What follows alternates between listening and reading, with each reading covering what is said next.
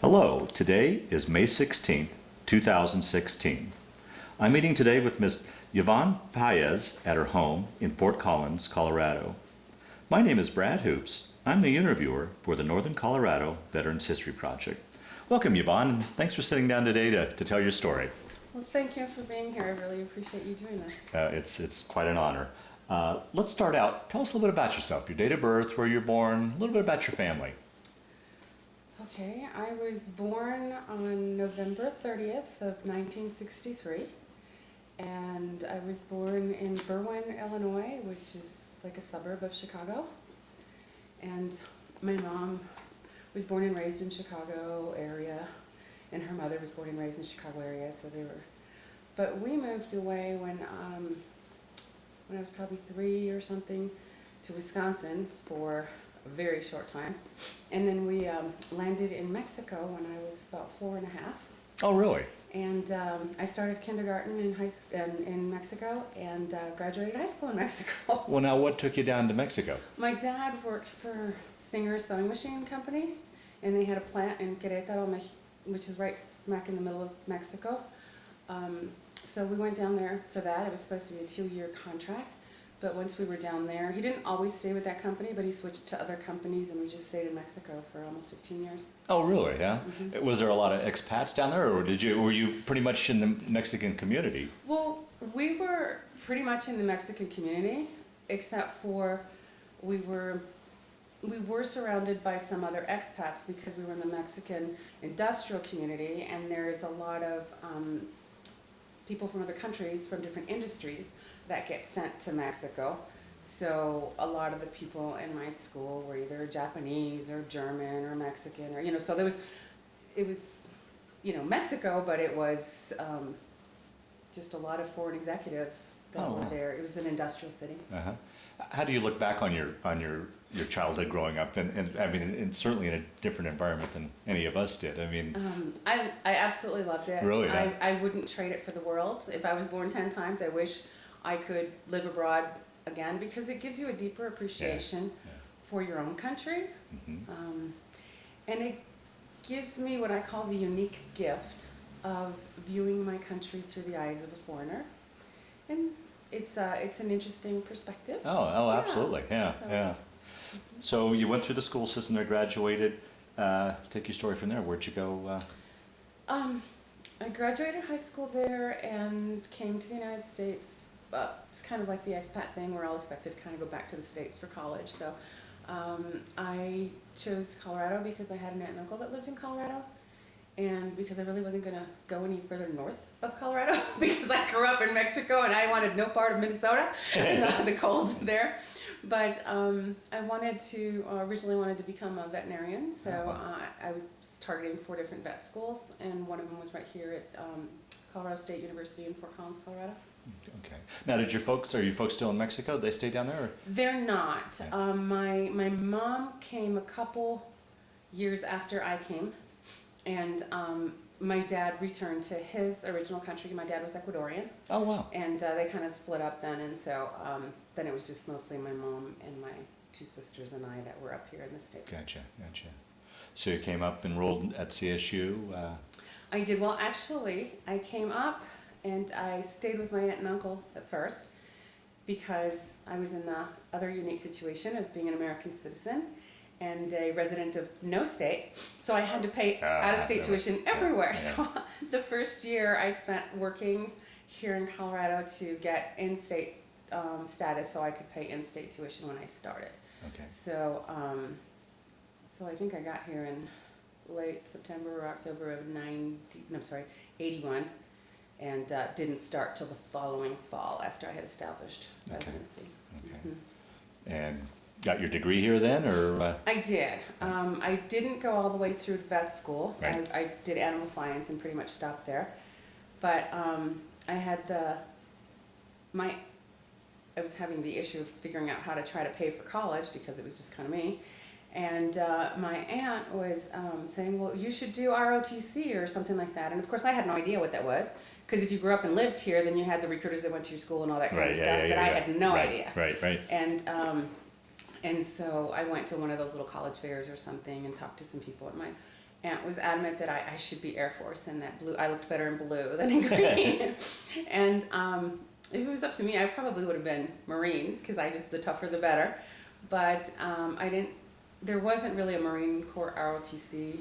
And also, as a smaller service branch, there was less, I believe there was probably less opportunity for upward mobility for women in there. So I went with the larger organization. That was still pretty tough. And I decided to go with Army ROTC. So I graduated and received my commission here at Colorado State University before I started in the Army. So.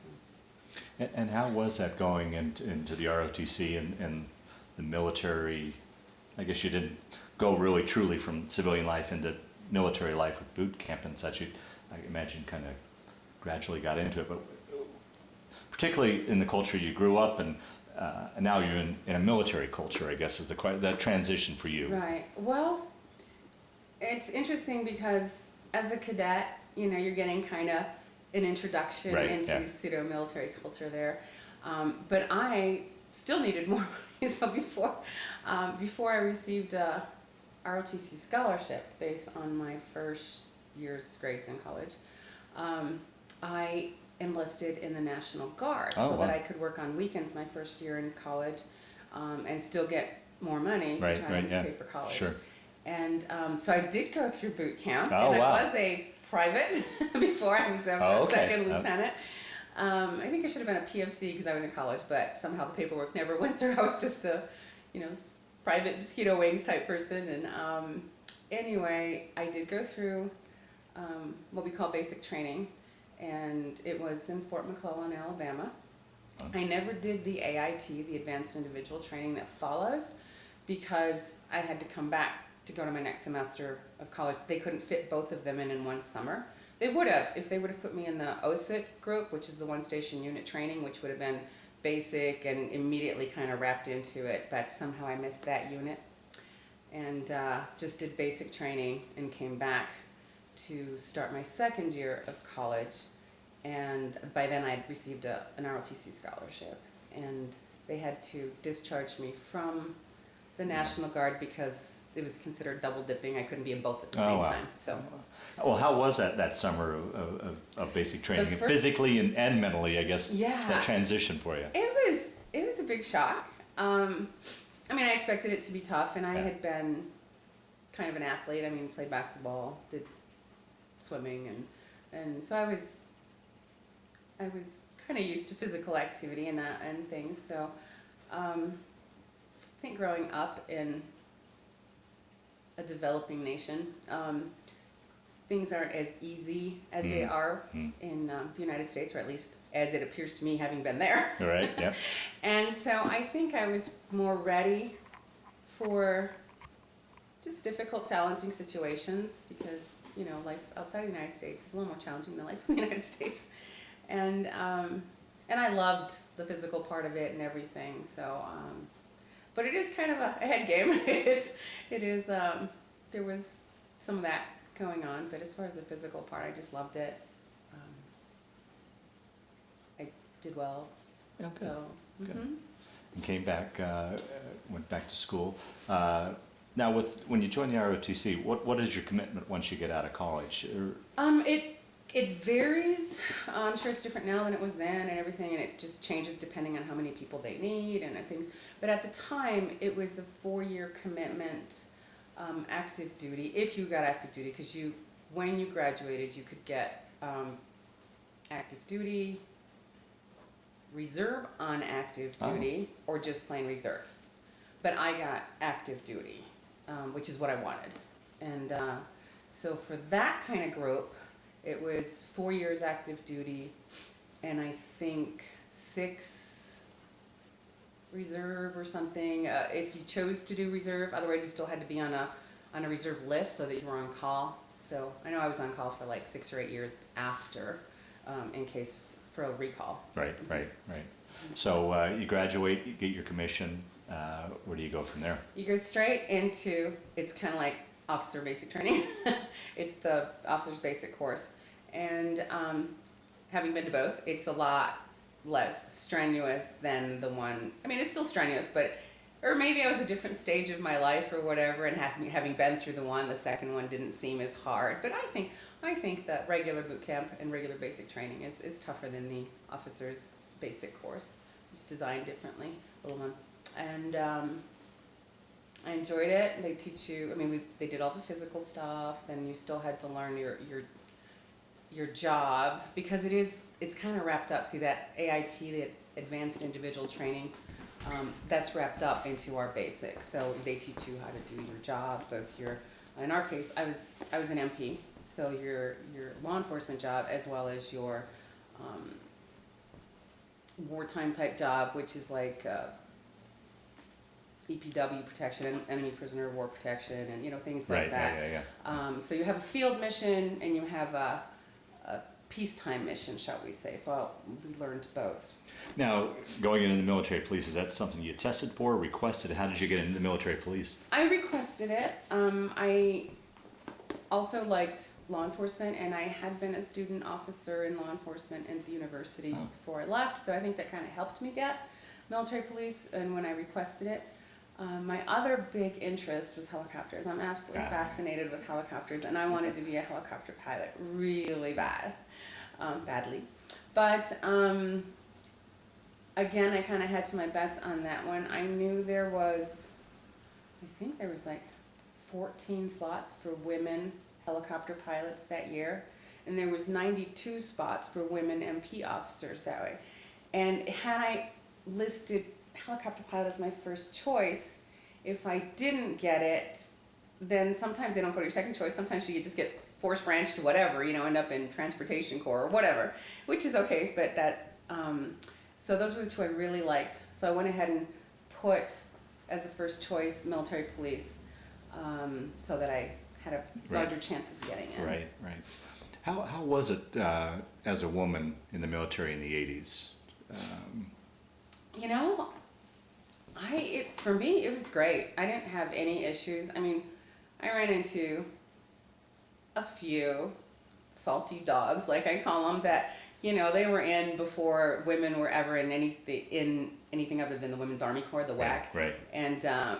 And they were never going to get used to the idea, but there was only a couple of those. I mean, it was rare, and you just kind of ignore them, that kind of thing. But other than that, I was really surprised at how integrated we were. I mean, how natural and normal it appeared, and the way they treated us, with respect, and, just like any other military person, I guess. I mean, you have to earn it. I mean, if I was always sick or could never do a push-up or couldn't shoot, I mean, I'm sure it would have been a little different, but that wasn't my reality. Most of the time I was this close to maxing the physical fitness test, and before I left I did max it, and I was a pretty good shot. I mean, the drills used to call me Annie Oakley, so I guess I had no idea what that meant because I didn't grow up here, but I had to look it up, and I realized it wasn't an insult, it was actually a compliment. So I worked hard at becoming very proficient in the things that are important: physical fitness, being technically and tactically proficient in the weapon systems that we needed to use and everything. So I think when we do our part, then I think it's a little easier to earn that respect. But I didn't really see anybody withholding it from anybody else either. So I just thought it was a good, and after I've been in the civilian sector as well, oh my Lord, it is night and day. Really? The civilian sector is in the dark ages as compared to, and you would think that women invading the ultimate boys club, which was the Army or whatever, that they would be resistant or whatever, but it wasn't like that. It was, at least not for me, not my reality. And when I got back out into the civilian sector, it was the complete opposite. And till the day I left, which was, I spent 15 years once I got out in the civilian sector, and it never even came close. I mean, as far as I'm concerned, to giving women the respect that I think they deserved, because they were working alongside the guys just like anybody else. Yeah, yeah. But as far as there was plenty of opportunity, I mean, you talked about just the 14 slots. I mean, you felt like there was plenty of opportunity. Okay. There was definitely opportunity, and I mean, I was extremely lucky because again, you earn it through military police, the basic course. If you score high enough in your physical fitness stuff and whatever, you can request to go on follow-up schools before you go to your first assignment. And I did well, so I requested to go to airborne school. So I went to airborne school in Fort Benning, Georgia afterwards. Where'd you do your MP training? At the time, it was in Fort McClellan, Alabama again, because remember originally I'd been in basic, and had I gone to made it to AIT, I would have been right there in Fort McClellan. So being an MP officer and still doing this, my job in the National Guard was MP. It was an MP unit. Okay. So back to the same place. So it was at Fort McClellan, Alabama, and so then I had to go just a little down the road to Fort Benning, Georgia, to do airborne school afterwards. And then I went to my first duty station, which was Fort Knox, Kentucky. But so I had that opportunity to go to airborne school, and then I was a platoon leader the first year. Actually, I almost got 2 years of platoon leadership, which is practically unheard of, because there are not enough platoons to go around, and usually only get 1 year at it, and then they move you into another type of job. And I was a platoon leader for I think almost 2 years, and so that was a good opportunity. And then I had a fantastic opportunity where I got to be, we have a unit called SRT, Special Response Team, which is equivalent to the civilian sector SWAT, Special Weapons and Tactics. And I was able to work with that unit, and I was literally in charge of a military SRT unit as a 25-year-old woman. So 26, maybe 25, 26. And in the civilian sector, you're lucky if they let you play with them and become a SWAT team member. I mean, really, to this absolutely, date, commanding an SRT, a SWAT unit, unheard of. I mean, it's probably been done somewhere in the United States by somebody, but I don't know about it. So, so we're talking 1989, and I'm the commander of a military SRT unit. How was that as a 20? I mean, I think of myself at 26. What was that like? I mean, was there pressure? I mean, what were you? I mean, I can't imagine leading something like that. Yeah, I absolutely loved it.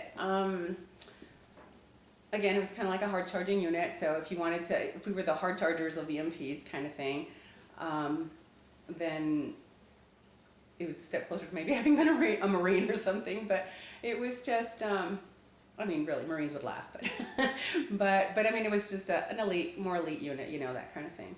And we had a lot of fun. We trained every single Monday, 4 hours of ranges and 4 hours of scenarios. And I can tell you, there's civilian law enforcement units that don't train with that kind of frequency, not every week. Wow. So for a full 8 hours every week. So it was a really unique and interesting experience. I mean, I guess you don't think about, you're young and whatever. I mean, you get put in the position, and I did request it. I had been, it's a funny story.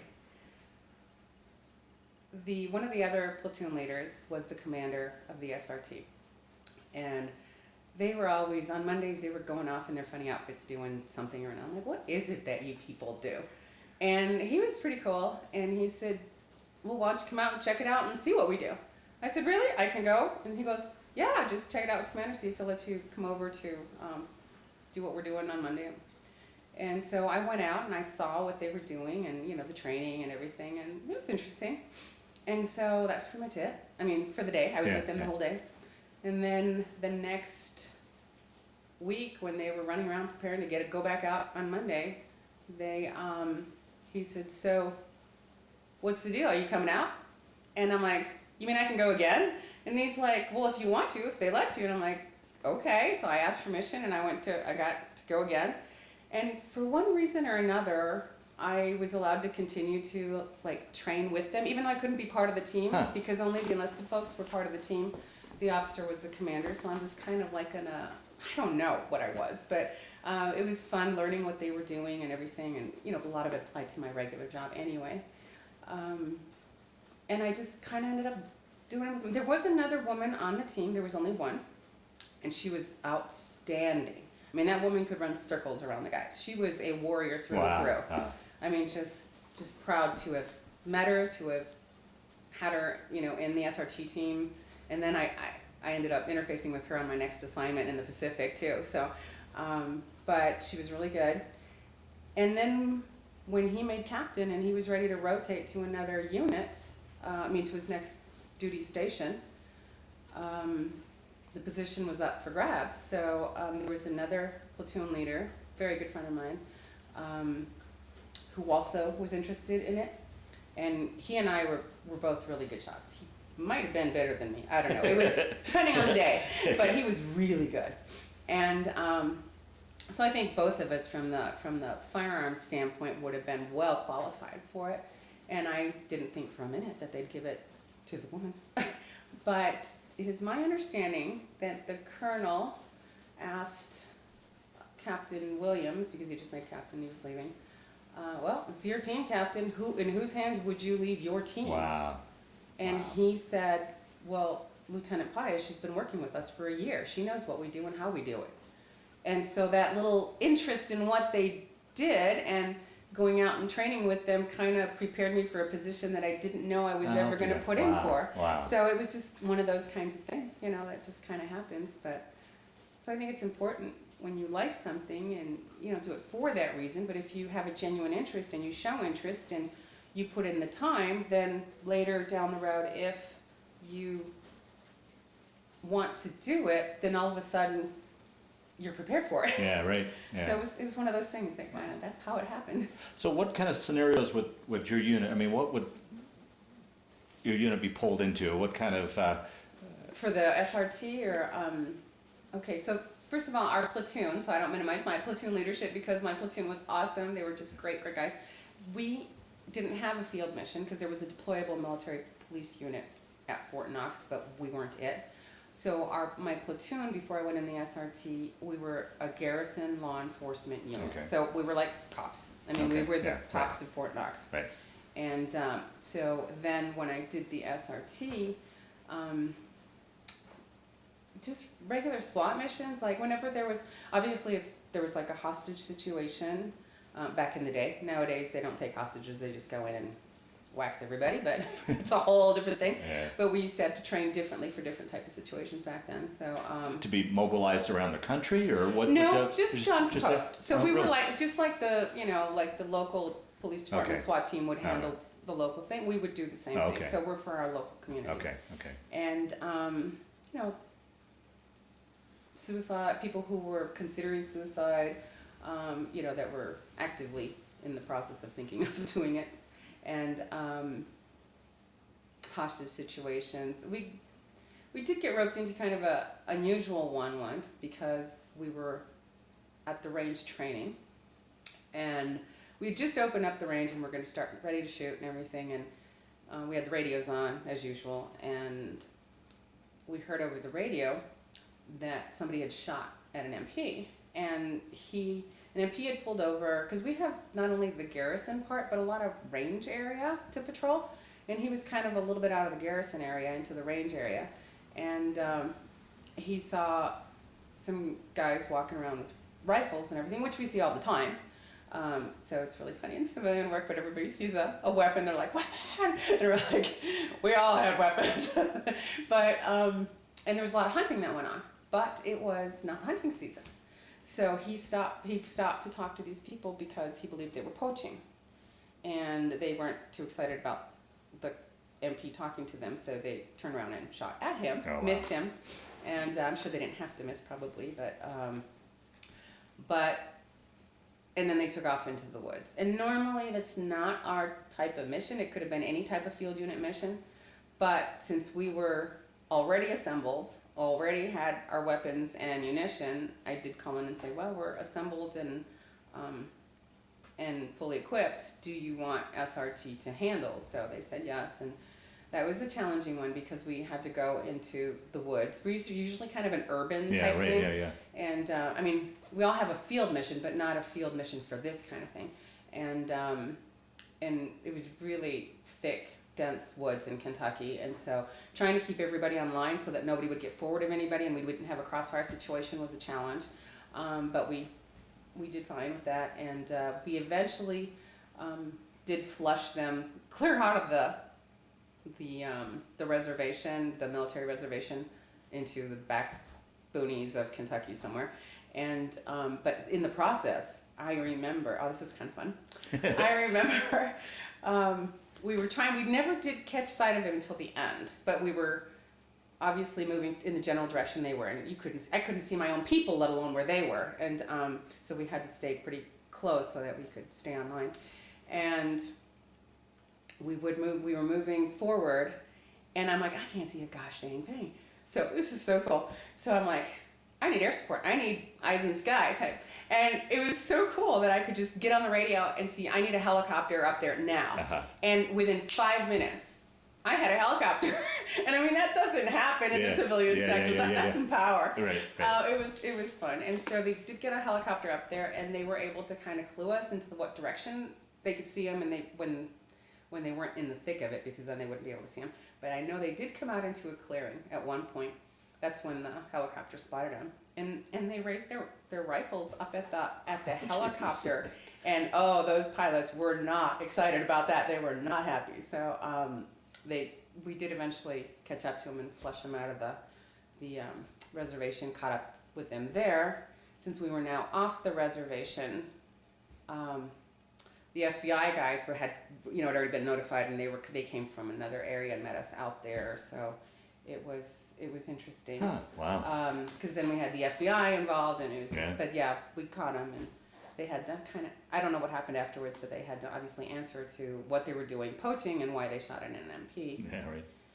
And then there was kind of another interesting situation that I remember, same one, but we were in the boonies, in the back country of Kentucky, and we couldn't all leave at once because there's too many of us.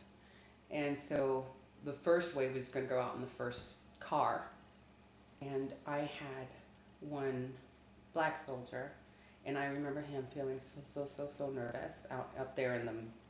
And he's like, ma'am, can I go in the first wave? Don't leave me here, kind of thing. Wow. So I made sure I evacuated him first. But that talks a little bit to, Kentucky's a little different. Right, I mean, all places are. Right. But even in the South, there's a lot of a lot of, African-American folks, and then there's a lot of whites and that kind of thing. But in Kentucky, there wasn't that many African-American folks, and he was kind of out there in the middle of nowhere with, in the sticks with, amongst Kentucky hillbillies, and he wanted out of there. So I thought that was really interesting. Oh yeah, because it's nothing I would suffer on, in my mind. Right. So I remember him and getting him out first, and I stayed and went the second wave. But that was kind of an interesting ending to the whole thing there. Yeah. Mm-hmm. So how long were you stationed there before your next assignment? I was at Fort Knox for 4 years. 3.5 years. 3.5 years. And then I went to the Pacific, to Johnston Island. Well, now, with the timeline, did you re-up? No, or did you? No, it was all one big thing. Normally it's the first 4 years, and I was in for almost 5. But that's a whole different situation. Oh, okay. We'll get to that. Okay. It had to do with Desert Shield and Desert Storm, okay. and that's not really going anywhere.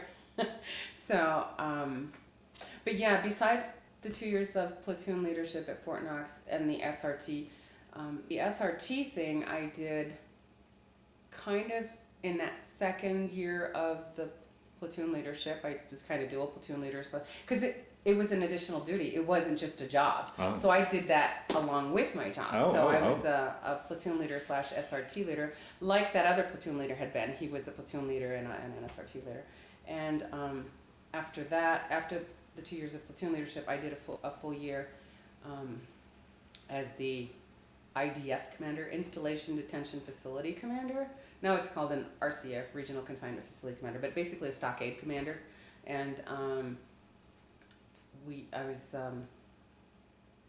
in charge of an all-male detention facility that was, we had like 260 something beds or something. They weren't all filled, obviously. We probably had a population of like between 50 and 60 usually. Wow.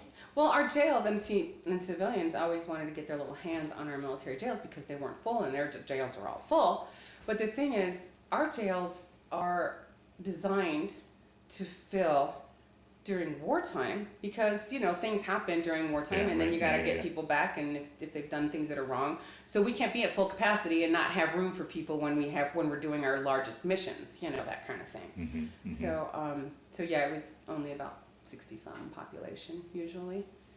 But that was interesting too. So, and I was doing the SRT the whole time that I was doing the IDF thing. Wow. And I was blessed to have some really good NCOs, non-commissioned officers and senior NCOs, who practically ran the IDF almost without me. I mean, I was there to do the things that the officer had to do and everything.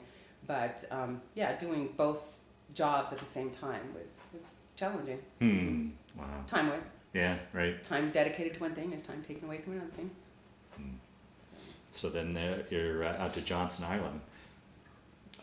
I wouldn't think that's an Army installation. I mean, what? It is. Well, here's the deal. I was supposed to, when I left Fort Knox, I was supposed to go back to Fort McClellan for the Officers Advanced Course, the OAC. So there's the OBC, Officers Basic Course, and then there's the OAC. And that's the one that prepares you for when you become a captain and all that kind of thing. And that's where I was supposed to be going. And I had orders to go there. And there were some other people that were supposed to be going to Johnston Island for the position that I eventually went to, who got it deleted from orders or, you know, or whatever. And so they had to fill the position kind of as a last minute type of thing. So I got called on a Sunday at night at home from Washington and said, you know what, there's a change. You're not going to back to McClellan to the OAC. You're going to Johnston Island. And I'm like a week from leaving or something. And and I said, well, why am I going to Johnston Island? Because I'm supposed to be at the OAC. And this matters because if you don't hit the courses at the time you're supposed to, you're going to get behind your peer group. Yeah. And if you're not trained along with your peer group, then when they look at you for promotions and they've had this ticket punch and you haven't had that ticket punch, then they can get promoted ahead of you. So you need to run together with your peers type thing so that you have equal chances. And I remember mentioning that, I'm like, you know, I'm really, at this stage of my career, I'm supposed to be going to the OAC. It's not that I don't want to go to Johnston Island, it's just I don't want to get behind my peer group. And he got pretty hostile and he said, you know, this is the Army and you're going to go wherever I send you and blah, blah, blah. And he was really kind of nasty. And I said, you know, you don't have to get nasty about it. I didn't say I don't want to go. I'm just trying to protect my career, you know. Yeah. But if that's what you need me to do, well, you know, like me saying I don't want to is going to make any difference, you know. So, and that was kind of the end of the conversation. And I said, fine, I'll go to Johnston Island. So I went to Johnston Island, and it's not like I didn't want to go.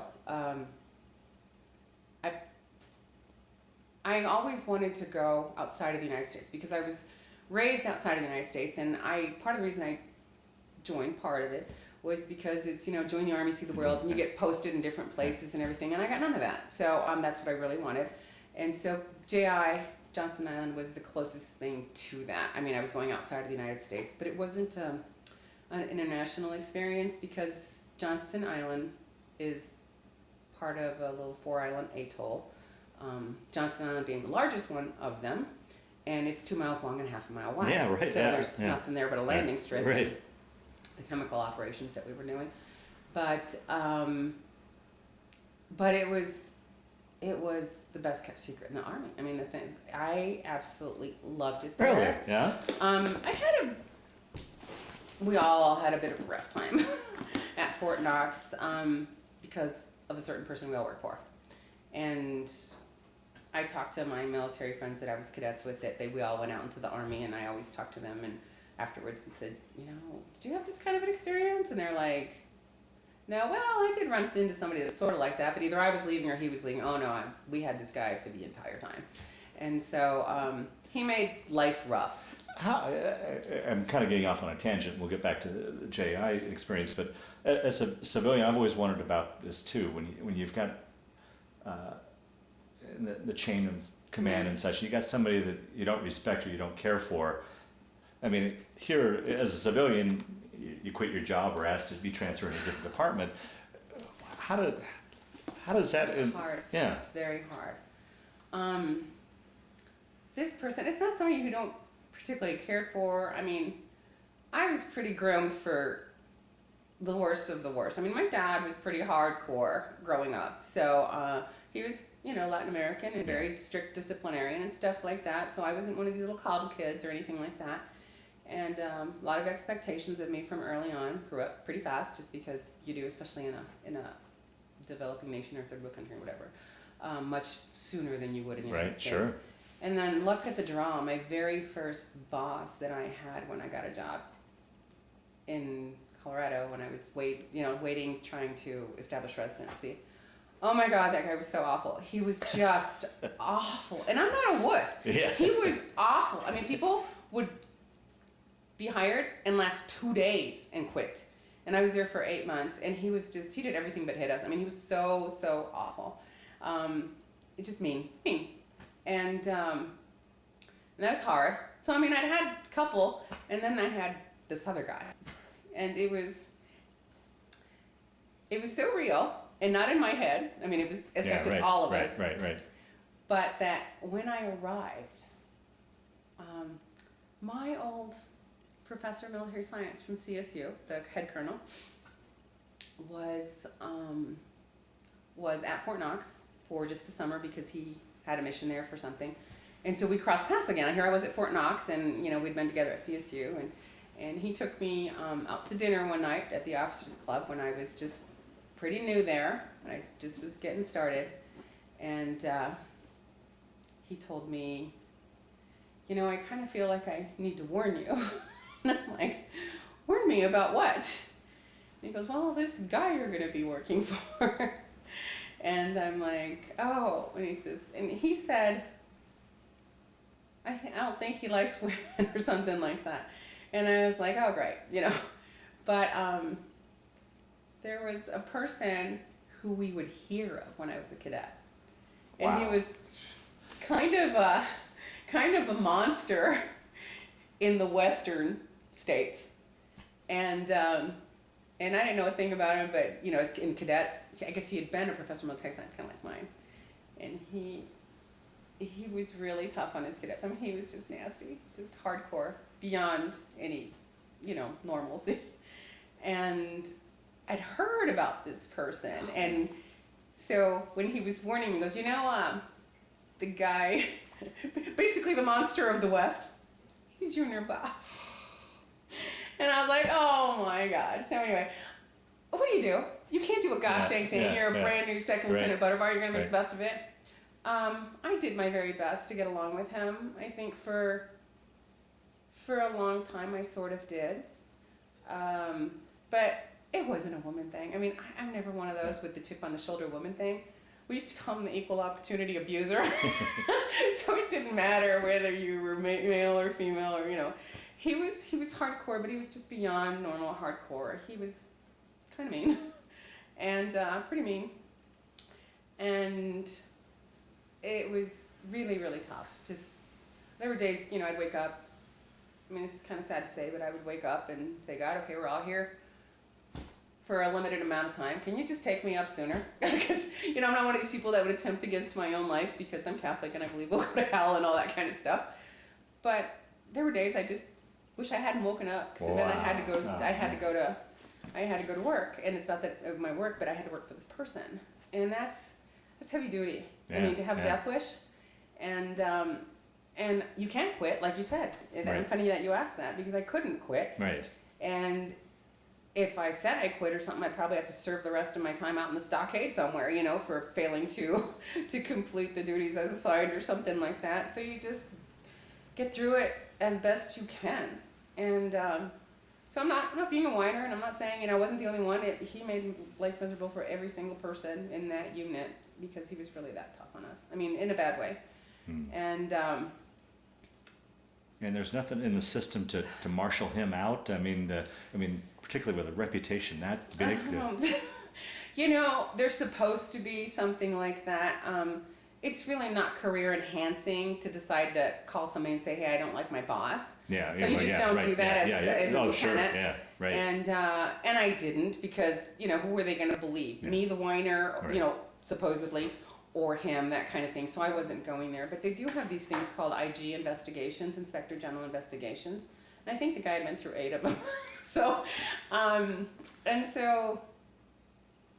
And he not only was status quo, but he got promoted throughout all this. So he made another rank, and you just shake your head, But calling a spade, I mean, you have to be equally fair. I mean, he, like I said, he was a tough guy to work for, but he did promote me to the SRT commander. He didn't have to, he could have chosen somebody else. Yeah, So yeah. I mean, calling a spade, you could say he's like this percentage bad and this percentage good. I mean, he gave me opportunities. He sent me places so that I could grow in my career. But he was very, very, very hard on all of us. And so one of the things that people say is, I mean, we lost tons of officers under his command. And, discharged out of the Army type thing. And it was sad. And one of them was one of my best friends. And for no, no real big reasons. I mean, one of them was because he was overweight. Well, so was the guy who discharged him. But one of those kinds of things. And some people that watched that kind of situation that were from other branches that weren't MPs, they said, what is it with the MPs that you have this tendency to eat your own, and that's kind of what happens. Not everywhere, but it definitely was happening where I was. So I think when I started, there was like 13 officers when I was there, and I was like one of the 4 survivors. There was 4 or 5 of us left when I left. And so I guess he liked me. But it still didn't make it any more comfortable working for him. Yeah, So wow. Since you asked that, I wasn't going to bring up anything that was kind of like on the negative side, but that was hard. That was very, very hard. Yeah. And so back to GI, being 1/3 of a world apart from that person in that place. You could have stuck me on a rock and airdropped food every month and I would have been in heaven. Just knowing I was that far away from that, and that was a part of my past and not a part of my present, and hopefully never a part of my future, was a really good thing. JI wasn't much different than a rock. I mean, talk a little bit about the environment and the conditions. And I will, but before I go there, I'll just add that, interestingly enough, what I just said played heavily into my not staying in the Army. Oh, really? Because when I was done at Johnston Island and I came up for rotation again, now I was going to go to the Officer Advanced course like I was supposed to. But after that, once I went to the Officer Advanced course, that would commit me to another series of years. So you have to if you accept the course, that means you stay, because they're not going to train you so you can get out, and spend money. Right. And then the fear kind of set in. I'm like, okay, I can go to the advanced course, but then I'm committed to going to whatever the next unit is, and oh my God, what do I do if I run into somebody like this person again? And see, he was my only experience in the Army. How did I know that there wasn't that it wasn't 50% of people like that, or even more? Yeah, right. And I was just like, I can't go through, wanting to be dad rather than at work anymore, that kind of thing. So and years later, after I'd gotten out, I spoke with other people who I'd been cadets with who were still in the Army and everything. I asked them, because this was weighed heavy. I loved the Army. So prior to that experience, had you put a thought into making it a career? Absolutely. Really? I was hoping to be a general someday, And so I just couldn't live with the uncertainty of knowing if I was going to have to deal with something like that again. And again, I'm not a wuss. All of us had to go through that. Right. And I talked to all these people, these young people who had, in all the units that they'd been to and stuff. They had never seen or heard of anything like that. And if anything, they even came close to it. Like I said, they were either rotating out or the other guy was rotating out. So they kind of kind of a not so comfortable situation where they just kind of passed, But another thing was, there were people on Fort Knox who didn't work where we did, where I learned I could never say where I worked, because if I ever came out where I worked, they would come up and say, "Oh my God. Oh my God, I'm so sorry. You work for him?" I mean, everybody on the post knew of him. I mean, this person had a, like I said, back in the West, Yeah, right. amongst the colleges, Yeah, right, he was yeah. the monster of the West. And then even on post, everybody just did not like him. Just, I don't know what he did or didn't do. I can't say. Like I said, there were things that he did that were good for me, like promotions and things like that. But there was something about him that just kind of terrorized everybody who was around him. And so I learned not to say where I was from. And, you know, as a woman, you know, I had long hair, and if I was dressed in civilian clothes, most people didn't even know that I was military. And they'd say, "So where do you work?" I'm like, "Oh, PMLEA. Well, what's that?" "Oh, it's tucked on some corner post." "But where do you work?" And I would just flip it, because otherwise they would be, "Oh," you know, and they would say, as soon as they said, "I'm sorry that you work for him," they'd go into all the reasons why they didn't like him and tell all these stories. And if some bystander would see me having this kind of a conversation with somebody, that would not be career enhancing, Yeah. because, you know, so yeah, you had to kind of learn to play the game a certain way. But anyway, that, just wanted to close the loop on that. Yeah, And so it was yeah. great to be on Johnston Island. And Well, I mean, before we close out too, I mean, you talked about how all these people lost all these officers. I mean, more or less, they lost you too. I mean, you could be lumped in that group of, you know. right, because I've just been What promoted damage to did he do captain. to the Army? To all the ripple effect of. Before I left, I had been promoted to captain, and I was captain for not quite a year. So months, maybe 8 months, 9 months. I'd have to go back and look. But it was sad, because I really loved the Army. Wow. It just was, it's amazing how we can allow one individual to completely Yeah. sour an experience, Right. you know. But again, I didn't know at that time that there wasn't so Right. many more of those. So Yeah. I did later sort of regret not having just taken chances and go on to the next assignment, but I didn't know.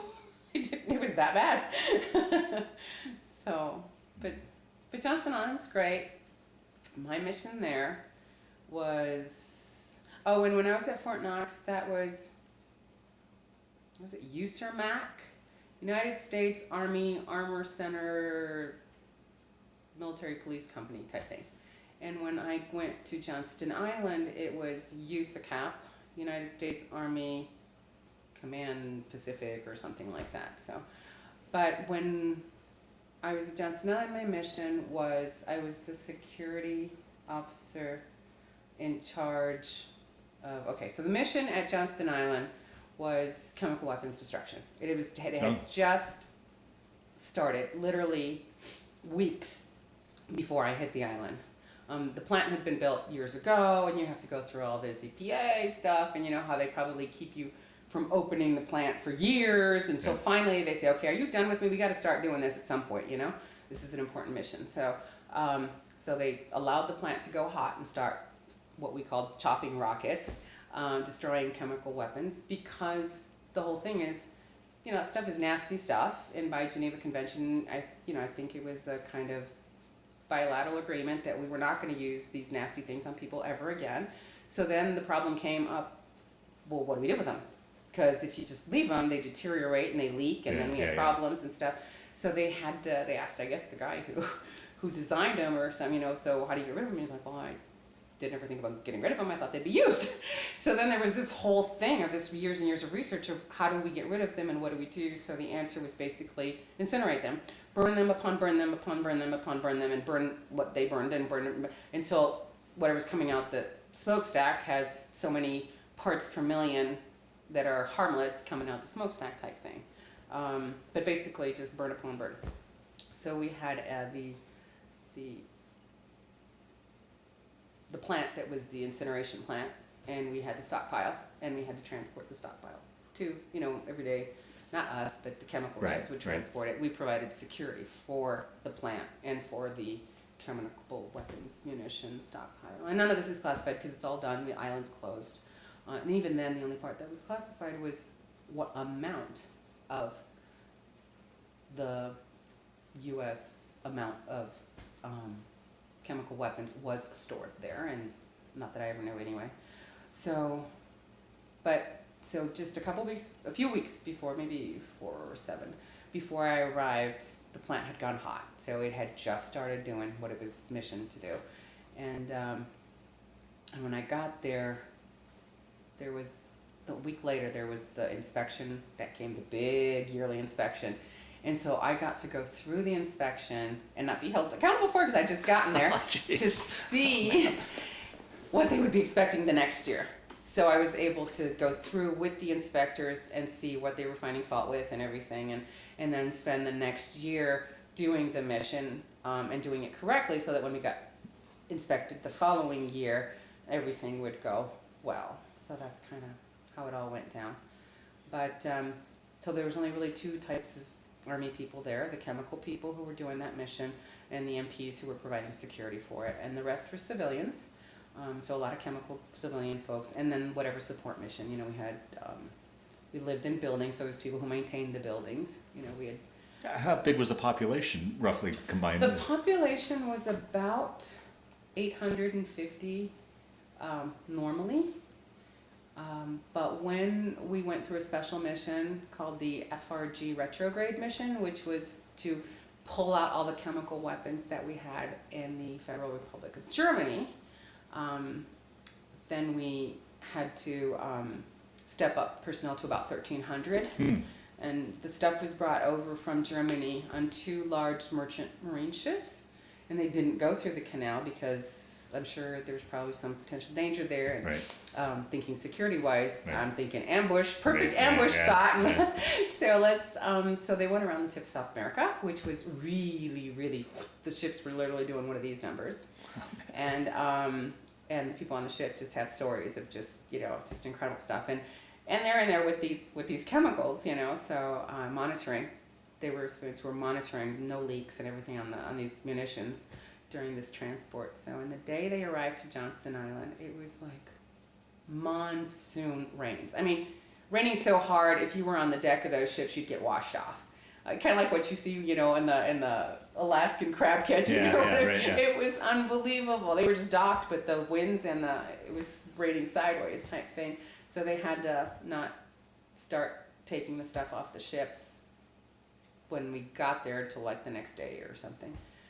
So during, this addresses why we went up to 1,300 people, was because we were handling that mission, bringing those chemical munitions and adding them to the stockpile that we had. I'm sure Germany at some point said, now that you're getting rid of the stuff, get these out of here now, and that's what we ended up having to do. But once things kind of went back to normal, the population went down again, slowly, from that 1,300 started going down. What was it, were you ever concerned physically for your safety? I mean, you're on this small atoll with all these chemicals. I mean, really no place to run if something happened. I mean, we had just the general chemical training that if you get exposed, you need to shot of atropine and all that kind of stuff. And we carried our masks everywhere. And if there was something went down, they had like these sirens and these bullhorns all over the island. So it's kind of like what you would expect from a tornado type thing, but right. there's also voices that would tell you what to do. And we had our masks. We had to go everywhere with our masks on our head. So if anything went down, we immediately had to put the masks on. I'm not sure what good they would do because it's more of a breathing thing. And the agents we had, I have to remember, it was HD, VX, and GB. And I can't remember exactly what they all stand for, but one of them was a blister agent. One of them was a nerve agent. And I think the other one was mustard gas or something like that. So I think that's what the 3 of them were. But they were well taken care of by the chemical people, and if they had a leak or something, they handled it, and the decon processes over there was a little more removed from it, not too much. Wow. Not too much, Yeah. but I was as an officer. The enlisted guys, the soldiers they were a little closer because they had to inspect vehicles. It's kind of like what TSA does now, and they couldn't go into the plant. They had to have full vehicle inspection and all that kind of stuff. So they were a little closer. And I kind of went down there sometimes, but my office was further away. The other concern, the real concern, I mean, we used to joke and laugh and say we were going to glow in the dark later, and I was, if I ever had a kid, I'd probably have a three-headed baby, and things like that. But we don't know the effect it would have on us. Absolutely, yeah. We had no, I mean, there was nothing I could do. That was my assignment. I had to be there. So you just try not to worry about it and just kind of follow the instructions you're supposed to do. But the real threat was weather. The island is only 6 feet above sea level. Right. Yeah. And if we have whatever those things are out there, what are they, typhoons. Or we'd have to evacuate the island.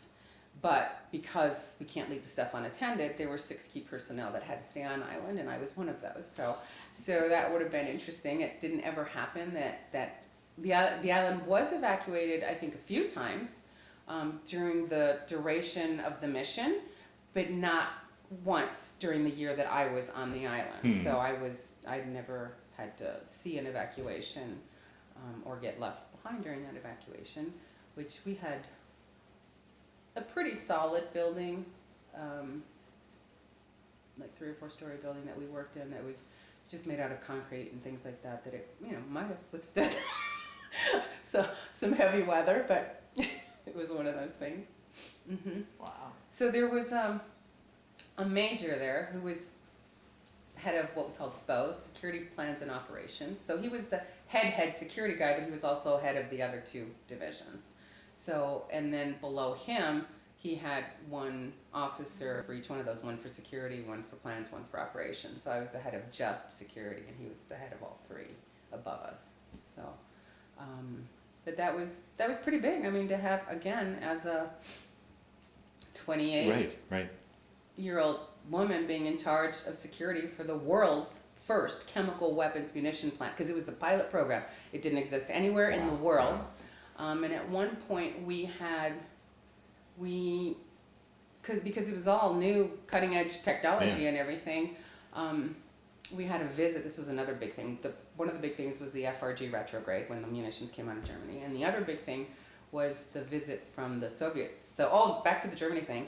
When the people went to do the Germany thing, they came back with pieces from the wall because the wall was coming down right then. This was history in the making, And so having been part of that kind of historical period, and I, when I was on the island, the other big mission was the Soviets coming to view what we were doing. Partly because if it was going to be a bilateral disarmament, they need to check that we're doing what we're saying we're doing, and I'm sure we sent teams over to check that they were doing what we expected them to be doing, so that we weren't like getting rid of all our stuff, but they weren't. Right. So that was part of it. But so there was 2 different teams that came out, and one of them was a team of military people, and I'm sure they were doing those checks and balances thing. But the other one, I can't remember who came first and who came second, was a team of engineers, Soviet engineers, and the reason they came out is because if they were going to build a plant like we had, they had to find out how we built ours and build theirs, because ours was the first worldwide. So those 2 different teams that came out from the Soviet Union, because it was still back the USSR, and it was before that all fell apart and became independent countries. And so again, right on that cusp of history, when the German, when the wall's coming down between the 2 Germanys, and just before the disbanding, I guess, of the USSR. And I do have something that I'll show you that I wish I had it right now to show it to you. Maybe I'll break and show it to you in a little bit.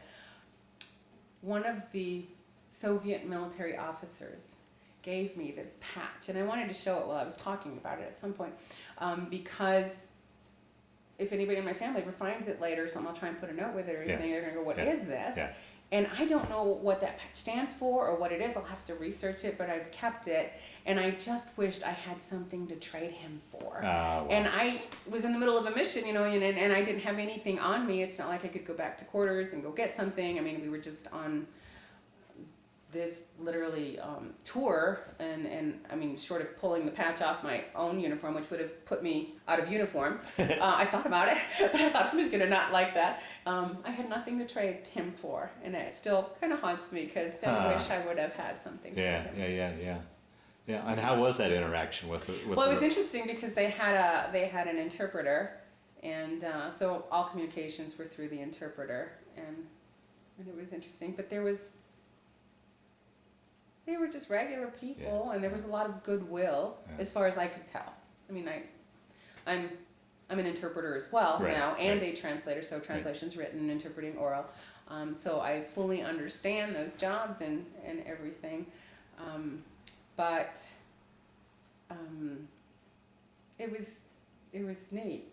I mean, later in life, once as a civilian, I would have the opportunity to personally meet and guard the door where former President Gorbachev had when he was here, and I actually got to shake his hand. He was the greatest guy. He was. I mean, it's one of those interactions where again I couldn't speak to him, and his interpreter was not going to interpret for us. The other one, we were on a bus, and he was kind of an American, I think, or I don't know, but he was an interpreter that seemed much more approachable. The one for former President Gorbachev, we didn't cross 2 words. So President Gorbachev and I just kind of looked at each other, and there was like more communication going on just through like body language and mostly through the eyes. And he just seemed like such a wise and kind man. There was like this aura about him. Wow. Anyway, which says a lot. That comes in, it does. Yeah. And well, I'll mention it now because we're on this, but I was in charge of guarding his door. He was going to be making a speech at CSU at Moby Gym, and there were other details that were with him throughout the day when he went here and there. But when he was making the speech, I was guarding his door, so I would be there before. He would go to do the speech. I would be there after. So and I did go out and see part of the speech. So it's just him and I, and then when he was done and when he left, they escorted him out, and he went out the back door and was gonna get in these cars, and he turned around and he went like this, and there was like 10 people down yonder where I was, so I didn't for a minute think he meant me. And so I just stood there, so he realized that I didn't know he meant me. So he walked about 10 steps to where I was, wove his way through the other people, and shook my hand for having been the person who personally escorted him. I can say that there was other dignitaries that I did escort that never had that level of attention or respect towards the peons who guard him. Yeah, right. You know, which is what I was. But he was really, I mean, there was just something. Wow. The only time I've ever felt that kind of aura weirdness was once I was volunteering as an interpreter when the Pope came to Denver, and that was in like early 80s. So there was something very unique and magical about that man. That's all I can say. Yeah. Just really seemed like a great person. Wow. Oh, wow. It's amazing to touch history like that. I mean, to be in the thick I know, he shook my hand. Well, I mean, just as I'm hearing your story, the various things, you were in the thick of history. That's what I enjoy about these interviews. But well, back on Johnston Island, and so it's a 1-year assignment? It's a 1-year assignment.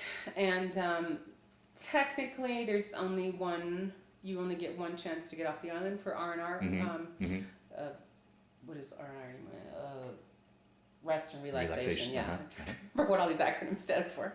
And but I got to get off a few more times, not because I was on R&R, but because my mission, like I had to go to Honolulu. That's so rough, when I get off Honolulu, I had to go to Honolulu and receive the team of Soviets that were coming and badge them, make sure they all had the proper clearances and badges and everything before they even boarded the planes to get to Johnston Island. So the security teams went off island to make sure these people were secured before they were transported to the island, because the mission was that sensitive. Wow. So we all had to have all these clearances and everything to be on that mission.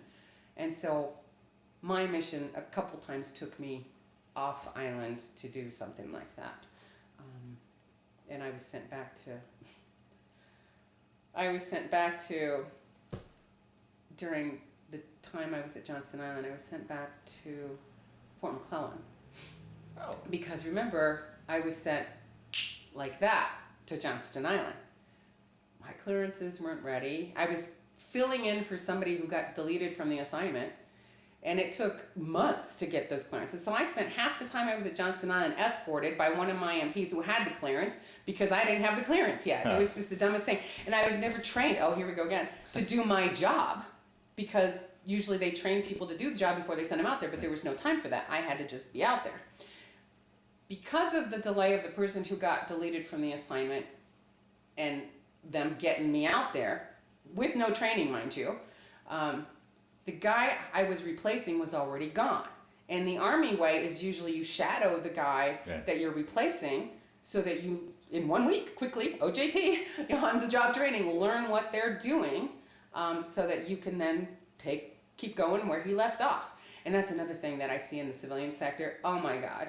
These, just people can't function if there was any type of disconnect. We're constantly in the military rotating, going, stuff like that. The spirit of cooperation between people who are coming and going is unbelievable. We cross-train on each other's jobs, knowing that somebody's not going to be here later and you're going to have to know how to do that. And in the civilian sector, oh no, nobody's going to cross-train it. I'm not going to tell you my job because I'm the only person who can do it. And that gives me job security. And it's just, it's the weirdest thing.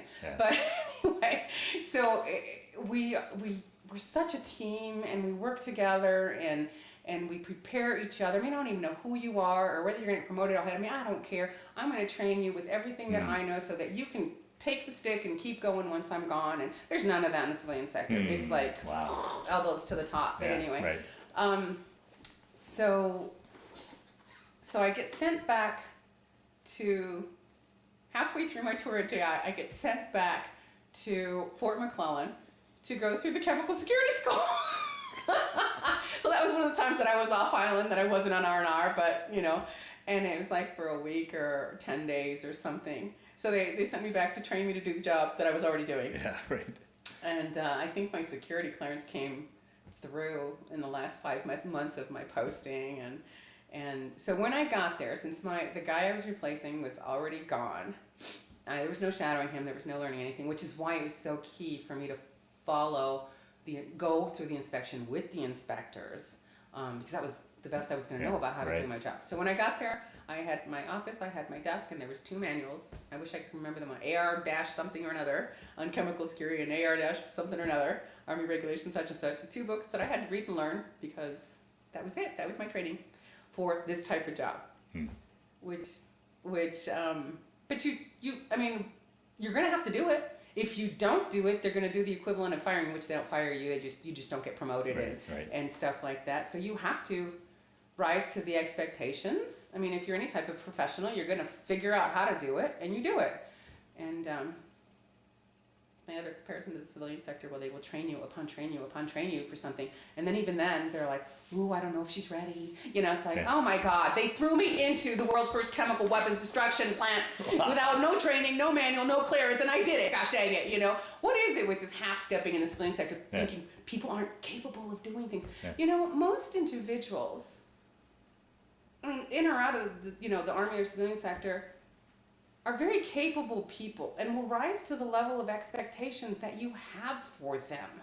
So I just wish we had a better spirit of cooperation amongst professionals within workplaces, instead of fighting each other and thinking, oh, I don't think someone's as qualified, and I don't think is competent, or unless there's something wrong with you mentally, just about anybody is going to be able to do any job that you can train a monkey to do. It's just so. Anyway, I digress.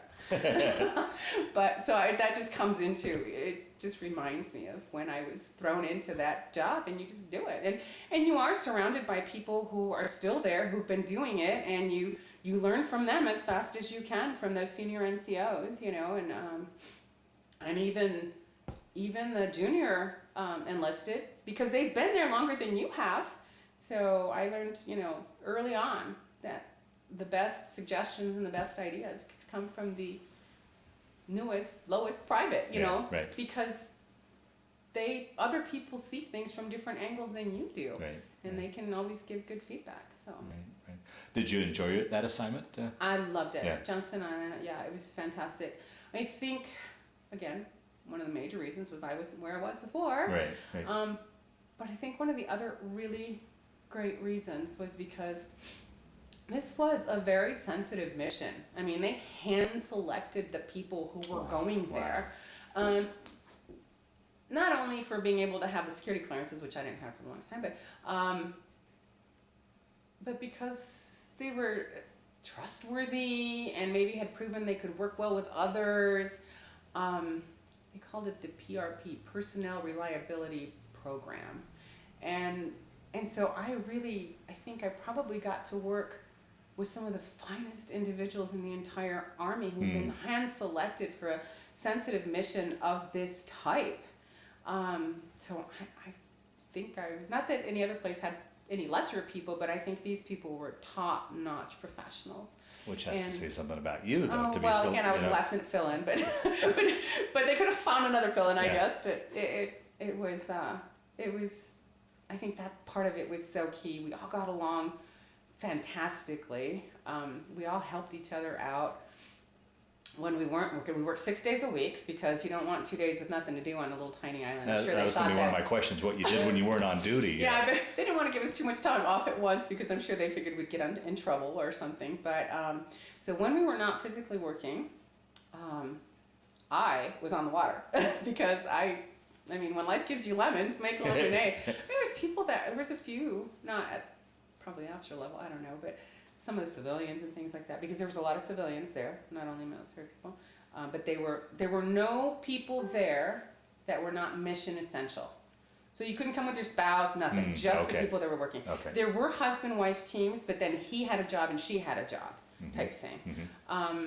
And so I know there's some people that just got kind of island fever and then had to be evacuated and stuff like that because they just couldn't cut it out there. Right. And I know a lot of people just would go back to their rooms and drink. I mean, they just drink themselves silly. I mean, we could enjoy a few drinks, like with the best of them, but not that kind of I can't deal with it type drinking. And they eventually probably had to leave too. Oh, I'll have to tell you one more thing about JI that was really cool. But so I know some people had a hard time and did that, hid or drank. I was in center of Mexico, not on the coastline, so I was landlocked, and then in Colorado, landlocked. So, I mean, I was on the water, and there wasn't really a beach or anything like that. But we had sailboats, and see, everything there was free, because it was for morale purposes, because we were stuck on this rock. So I could take out sailboats for free, and I learned how to sail little sailboats, and then, little tiny sunfish, and then the lasers, a little more, and then the Hobie cats. We'd be sailing that, a couple of us, 2 or 3 of us, and the wind was just like ripping it.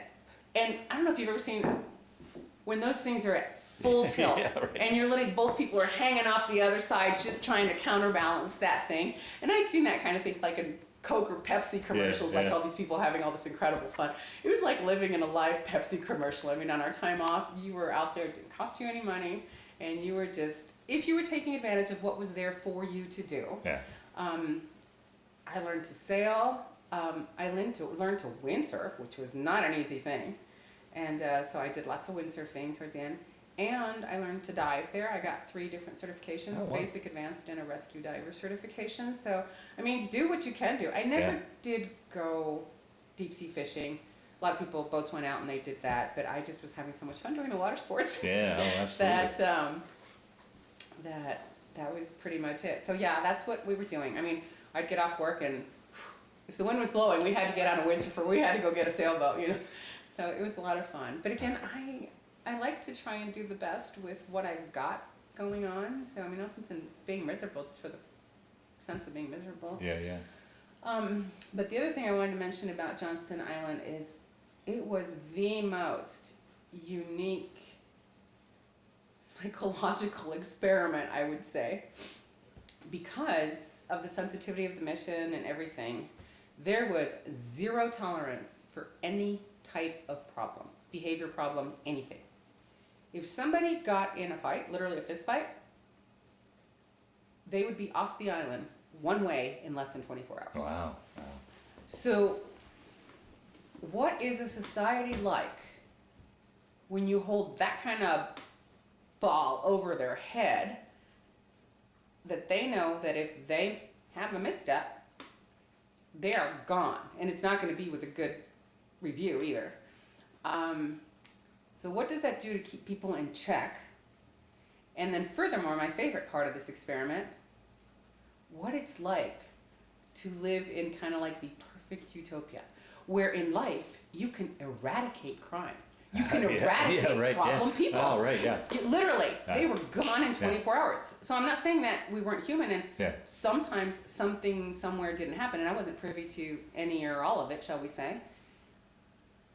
But things were always running smooth, and everybody got along, and nothing was going on, because if something went on, whether I found out about it or not, they were off the island in 24 hours. So in what kind of society can you eradicate all your problems? And what do you have left? Just a great place. Just a great place to be, and a great place to work, and a great place to live. Did you realize that then, or is that years later looking back no, on it? I realized it then. Oh, really? Yeah. Yeah, because it literally kind of rates right up there with the best year of my life.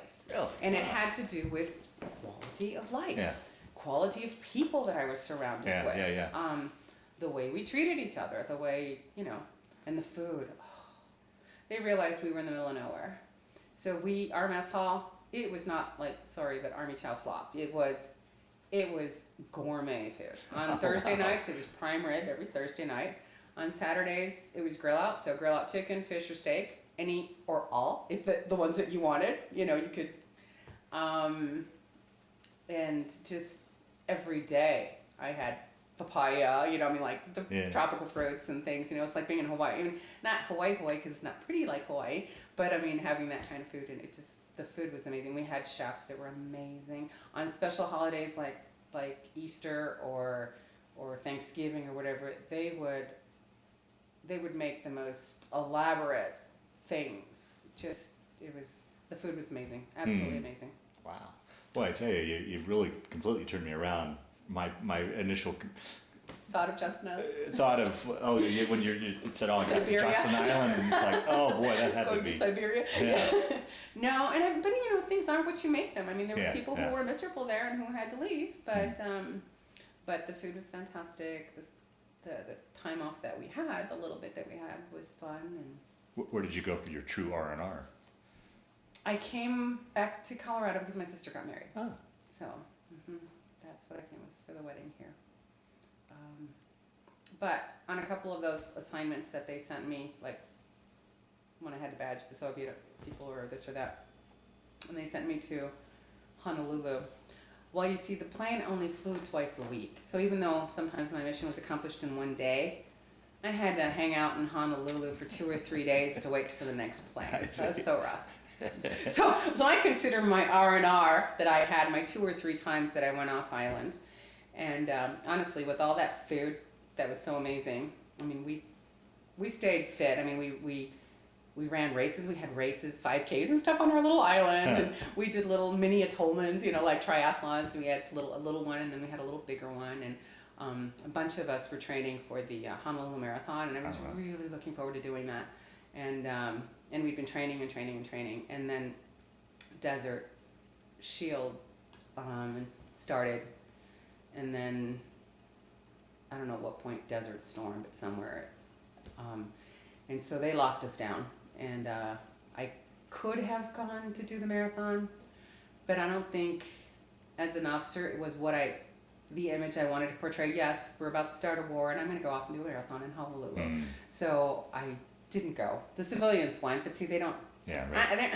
They're not interested or worried about a leadership image. Right. I was, Right. I just didn't think that was the. And so it was kind of a bummer because I came so close to doing my first and only marathon, because I never did one after that, and it would have been fun. But so we trained a lot and did a lot of races and did a lot of things like that, and stayed fit because we had good food. And I did do one of the coolest things I've done. I did an inter-island swim. So 8 people from the island signed up to swim between the different. There's like 4 little islands there. So I don't know how many miles it is between. But I'm not a fast swimmer. I was a swimmer growing up, but I was a distance swimmer, so it was right up my alley. Yeah. I mean, distance swimming is my thing. So I was one of the 8 people who did the inter-island swim. Wow. And usually the place was like glass because we did have a reef kind of further out in some parts. It was usually really nice. And the day we did it, the wind and everything kicked up, and it was so choppy. You couldn't swim your normal rhythm. You had to swim to the rhythm of the waves, otherwise you'd pop out to breathe and get pelted with salt water. So it could have been so beautiful, and we still did it. We still swam it, but it was not comfortable. Wow. So, and we did have like a 3-boat escort. We had to check with the wildlife people, because we did have a couple wildlife people on island, because one of those little islands, the whole thing is like a bird refuge, and one of the islands was just completely for the birds. Boobies, brown boobies. Hmm. I don't know if we had any blue-footed boobies, but a lot of different birds were out there, so it was kind of like a bird sanctuary. And so we had to check with the wildlife people and find out when there was lower shark activity, so we knew at what time to swim, just so that we, there weren't too many sharks. There were some. I mean, there were sharks, but none of the aggressive types. And so we just swam at the time that they thought would be the best time to swim. And we had a 3-boat escort, but I think that would have been good for us. Like, oh yeah, that one got by a shark. I mean, what are they gonna do? Haul what's left of you out. But I never watched Jaws, so I never was afraid to go in the ocean, and I thoroughly enjoyed the ocean. So. Oh wow, that sounds wonderful. It's good. So, what was it like? I mean, an isolated island, and I imagine you got news and you. Oh, that was interesting. The news. Yeah, well, there was some TV. See, this is before cell phones. Right. Yeah. Yeah. Right. Yeah. There's none of that. You can hardly make a phone call often. Right.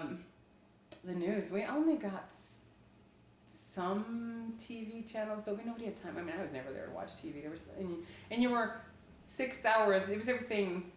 Yeah. And it was before we had CNN and 24-hour news. Right. And, Yeah. And so it was nighttime when it was after they'd given the news, and it wasn't very easy. So we had this one little sheet of paper, just a regular little 8 by 11 or whatever the standard sheet of paper, and it would come out daily, and it was the Island Breeze, and it was our news. And somebody had found out what the news was, and they'd put a few headlines as to what the news was. I mean, this is back when there were computers were around. I mean, it's when I was at Fort Knox, it was the monochromes, and then when I got to Johnston Island, the internet thing was just starting out. Nobody knew what it was. Yeah.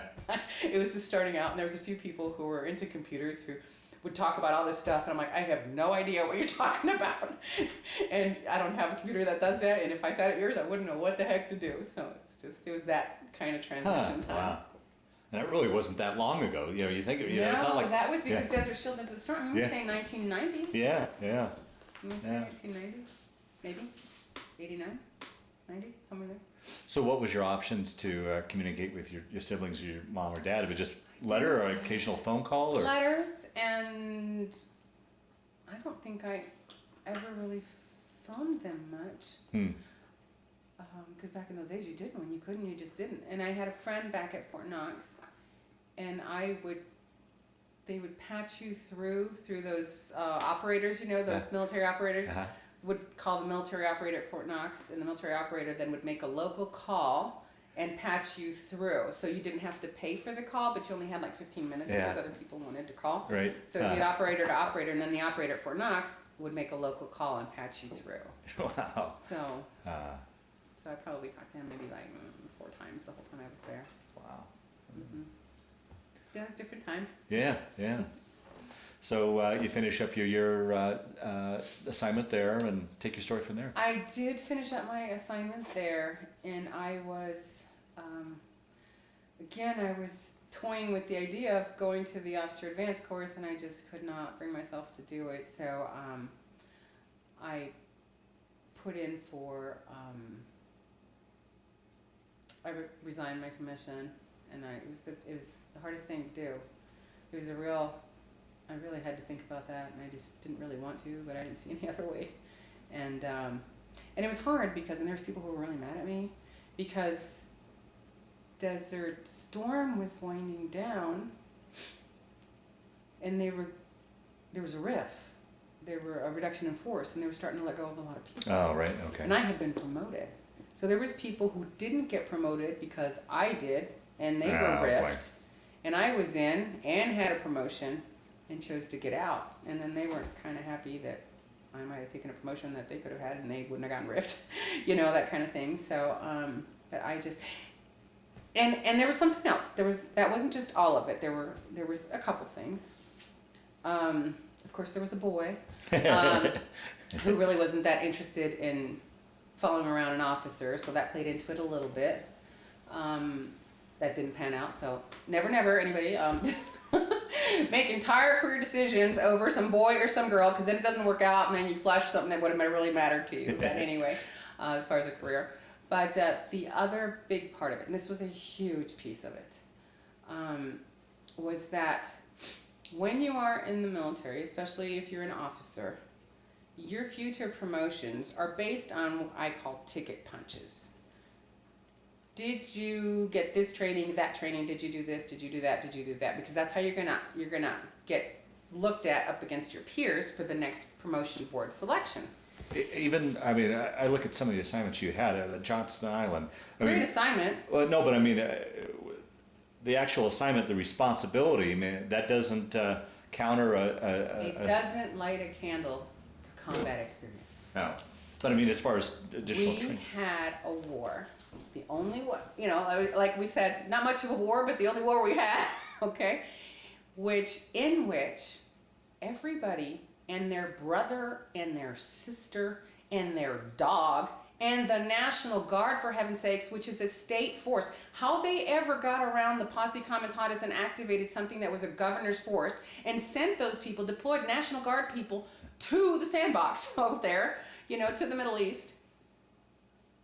Anybody who wore a uniform was in that conflict. They sent everybody. I don't know who the heck was left holding the fort here. But because of the sensitivity of the mission that we had, they locked us down. And I remember, and I have a video of this, and maybe you can kind of patch that in somehow or work with it or something, where the colonel is informing us that the war is on, and that no matter what rotations we had coming to Johnston Island, or whether it was you were a day away from leaving or whatever, we were locked down for 8 years or the duration of the war. Imagine the morale problems after that with people who were supposed to be going back to their families, married people with children and stuff like that. And so they locked us down. So we had a very sensitive mission, and they couldn't pull us out of there because they would have to replace us with somebody who didn't have clearances. There's nothing you can do. So we didn't get to go. So we were going to compete promotion-wise with people. Whenever there was a conflict or something, you better be there, and you better get that combat time ticket punch, because nothing weighs more than combat time in military. So somebody who has had combat time is always going to, and they did even remotely okay, is going to always get looked at with more seriousness than somebody who didn't go. Wow. And so we had small conflicts, like when I was in or when I was finishing up Cadeto's Grenada. Mm-hmm. Tiny, not too many people got to go. Oh well, the ones with combat was going to help. It's going to help them. But if there's a situation like this one where everybody went and you're the one who didn't, how much is that going to matter when the promotions come up and everybody has that ribbon, that combat time, and I don't? Okay. Are they really going to know that it was because I was at a sensitive mission and I was locked down? And I had just made captain a few months back. And so it was going to be a long haul, probably another 5-6 years before I was eligible for major. Did I want to invest another 6 years of my life into a career where I wasn't going to stack up simply because I wasn't at the right place at the right time? Right. And so that was a serious consideration. Fair enough. Do you get out now before investing 6 years out of your life and you're still young enough to start a secondary career, or do you stay and hope it happens? Because if you don't get promoted, then there you are. So that was another piece that played in. So it's never one thing, Gotcha. But those were the pieces of my puzzle that I had to evaluate, and it seemed reasonable. Yeah. And it didn't, and it played into my fear of the next person assignment, Yeah. that kind of thing. Yeah. So I didn't go, and I didn't go to the Officer Advanced course because that would have obligated me to the next one after that. So that was the end of that. And when I finished my stint at Johnston Island, I went to Presidio, and I was out processed at Presidio. And the coolest thing happened when I was going. I was supposed to be taking a flight, probably to Hano, and then connecting to another flight to go to California or whatever. And things changed all the time and quickly at Johnston Island. And lo and behold, a flight was coming in, and it was some either reserve or guard plane that was coming in, making a stop at JI for refueling, and heading to California. So I didn't have to go to Honolulu to then go to whatever. I could jump on this military plane and go straight to California. And so cut some time and everything, so I did it. And that's always fun because they're just cargo planes, and you're in the belly of this cargo plane. No windows, no anything. Yeah, right. You're just sitting there with all the cargo. And these guys were pretty cool. And they said, "Hey, do you want to come up into the cockpit? So we got windows." And so for like the last part of the flight, I got to just hang out in the cockpit and watch the plane fly and everything. But the neatest part is when the plane was coming into landing. It was nighttime in San Francisco, and I thought for sure they were going to kick me out of the cockpit. Landing is kind of a little more big deal. They let me stay there. And it is, again, goes down in my mind as one of the most incredible things I've ever done. And mind you, they do it all the time. They fly all the time and land all the time, but I don't, and I don't know the view from the cockpit. Right, you just see the view from the windows type thing. And it was, there are no words to describe it. It was nighttime, the city was lit up, the bridges, I'd never been to San Francisco, the suspension bridges were all lit up. It was quite something to see. And then when the plane comes in to land, there's all these lights on the airfield and stuff. It was like being in a live arcade game. It was like sensory overload. It was the coolest thing ever, never to be repeated in my life. And I wish I had a videotape of it. I just try to play it back in my own mind, but it was the coolest thing ever. And they were just kind enough to let me, watch them land the plane and see what it looked like coming in. It was amazing. It was amazing. Those experiences you'll never have unless you were in the military. Yeah, right. And I mean people in general. And I just wish more people. I wish it was mandatory for people to spend a year or two in the military or in the Peace Corps or in something, service above self. Just something. Missions like the LDS people the Mormons do. They come back. They know a different language. They've lived in a different society. And things like that. But yeah, people that haven't served or haven't been to Peace Corps, the other thing, will never know what it's like. Right. The empowerment. I had more responsibilities in my almost 5 years in the Army than I ever had for the remainder of my law enforcement career. And I spent 15 years civilian in a law enforcement career after the military. So there's no comparison. Yeah. Wow. There's no way for people to know the levels of responsibility. And the fact that they can do that they'll never be given positions of that type of responsibility in the civilian sector, and the fact that they can do them, and they did do them, and that they met those challenges and then some, Right. Something they'll never experience. Wow.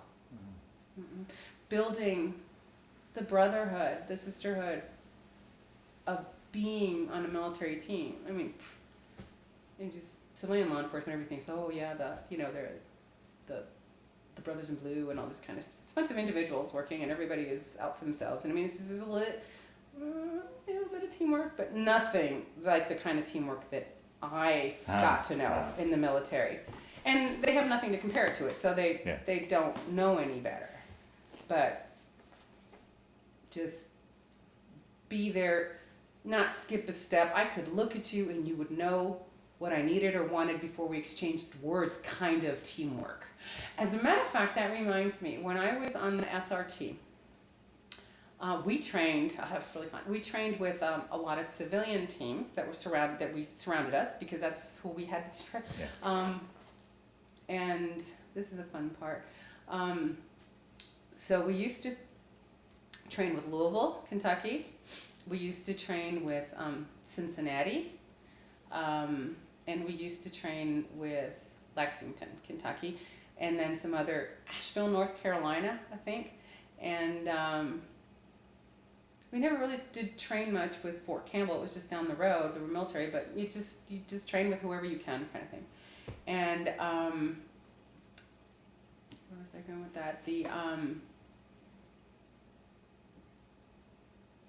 kind of missed my train of thought there, but there's something else that's going on with that. One of the things we did at Fort Knox was we hosted a SWAT team training, and for like 15 different SWAT teams, because we had all the ranges and everything on post, and that was once a year, and I had to run it that one year that I was with the SRT. And so it was 3 months of preparing. You had to go find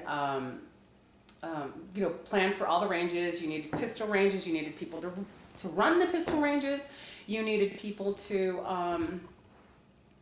run the rifle ranges. You need, so there was all the ranges to do for 15 simultaneous teams. And then there was scenarios. And so when they weren't on ranges, they were on scenarios, because it's kind of like round robin kind of thing. And you had to develop all these different scenarios. This is a building where somebody took somebody hostage, or this is this other thing. And one of I remember one of the ones that we thought of doing was a school scenario where somebody came in and had taken the kids hostage in the school. And that was one that hadn't ever been done. And this is Really? before Columbine and things like that. Yeah. In those, and I hadn't been done by our group anyway. And so we got the Fort Knox High School and got permission to go in there, and they're like, please don't trash my school. And so, and I took it a step further. First time I actually, because usually it's cops, and when you go in and arrest or rescue people, it's other cops, and they're playing roles and stuff. Well, I thought, how real is it if you're going into a high school and you don't have high school students? So there were some kids that they were like our explorers kind of thing.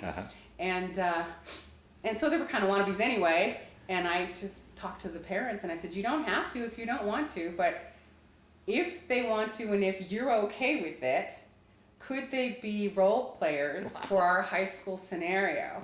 And I actually got high school kids to be there, and the whole girls screaming and the whole just torque it up a little and make these people and with young people, and then so they knew that they weren't just cops, so it created a little something more to the scenario. And so I had to plan all these different scenarios, and that one turned out to be really good, because a couple weeks after we did that, Lexington had a real school scenario, and I remember speaking to them later saying they said that having done that scenario with us really prepared them for what they had to do there.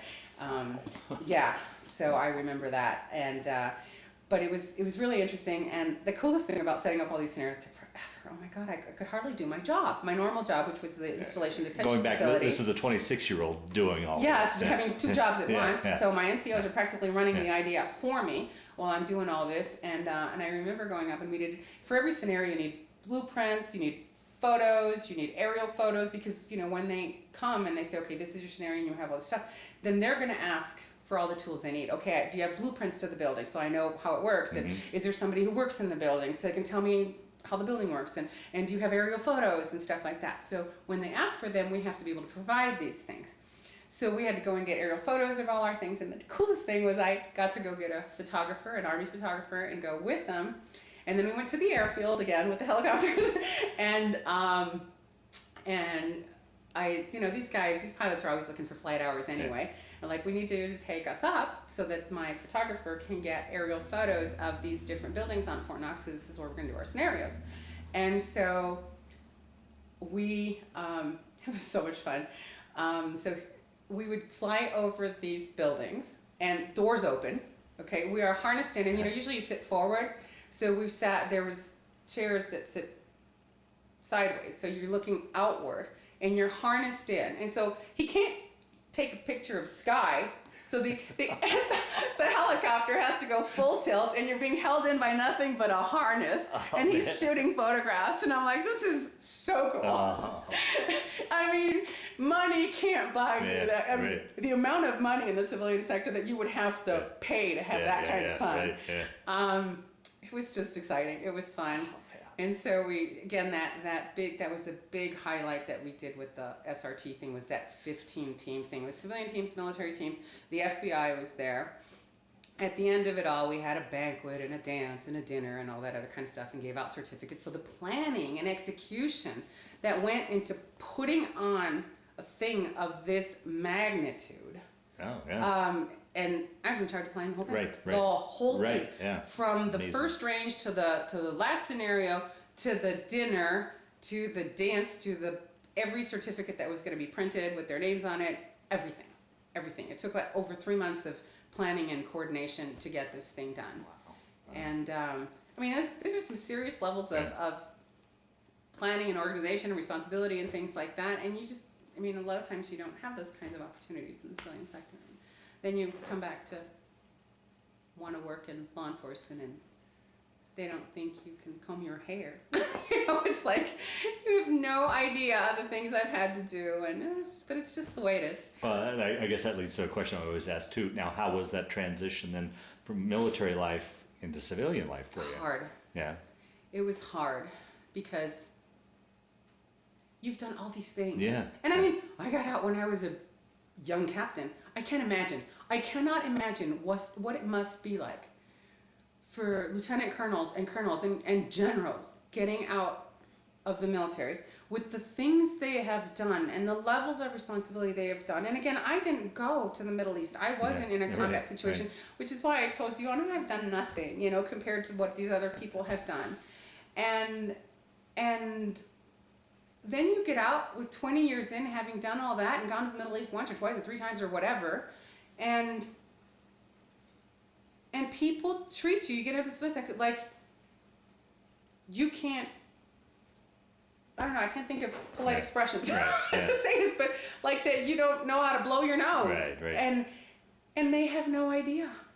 Do you know, a friend of mine, because they knew I was looking for a law enforcement position here in Colorado, he gave me a newspaper article saying, hey, this community is really looking for people like you that can speak 2 languages and have the cultural piece and all that kind of thing. Because the headline was still no Latinos, but not through lack of trying. And the article went on to describe how there just weren't people in their community or anybody applying that would give them officers that were Hispanic and or bilingual. And that was something that they were trying to recruit. And I remember driving there, it wasn't nearby, quite a ways, and going to this community, and law enforcement applications are kind of weird. You know, it has to be there, you have to be hiring and la-di-da. But I was showing interest, kind of wanting to know when they might be hiring. And I went and showed interest, and a woman, you know, some clerk, it's hard to talk about it.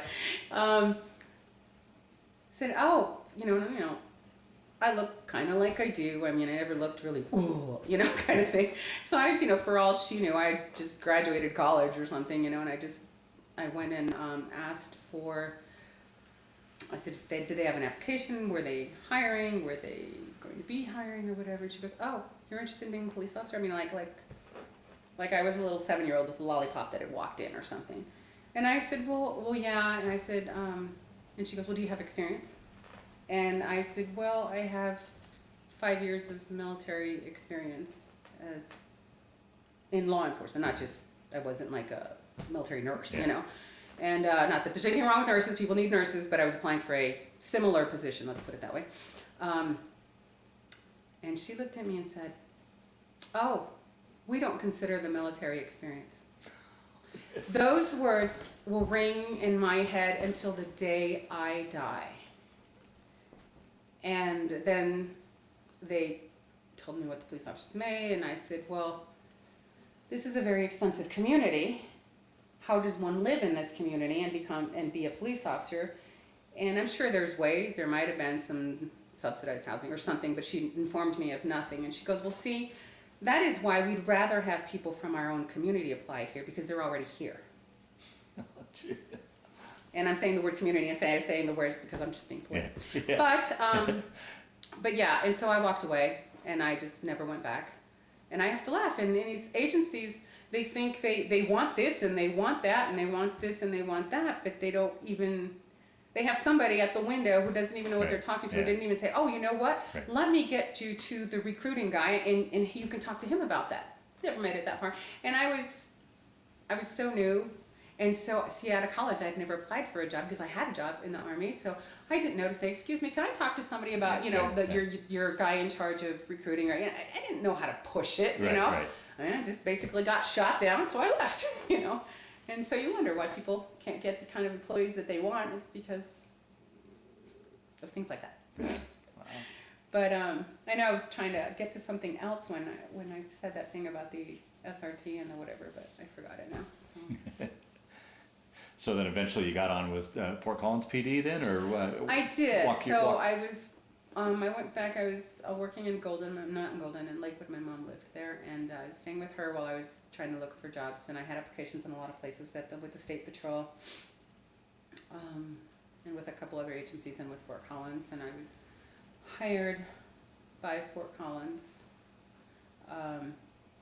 and sent to Police Academy. Here, this Colorado Police Academy, and that's where I met my friend Brian. Mm-hmm. And he and I went through Police Academy together, and it was really neat because a lot of people going to the Police Academy are like 21, 22, 23, 24, that kind of thing. And we were both 30, I think, and 30, maybe 31, but somewhere right in there. And we were the same age, and he had just gotten out of the Marine Corps. And I had just gotten out of the Army, so we were the same age. We both had just left the service, and here we were doing the same thing at the Police Academy. And he had also gotten hired by Fort Collins, so we were the only two from Fort Collins at this academy, so we were going to be together back at the town.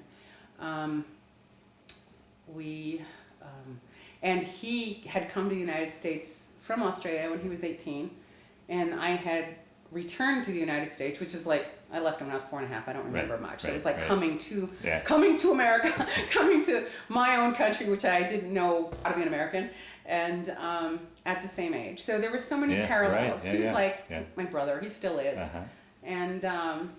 And so we started working for Fort Collins, and he made it through the FTO program, the Field Training Officers program, and I did not.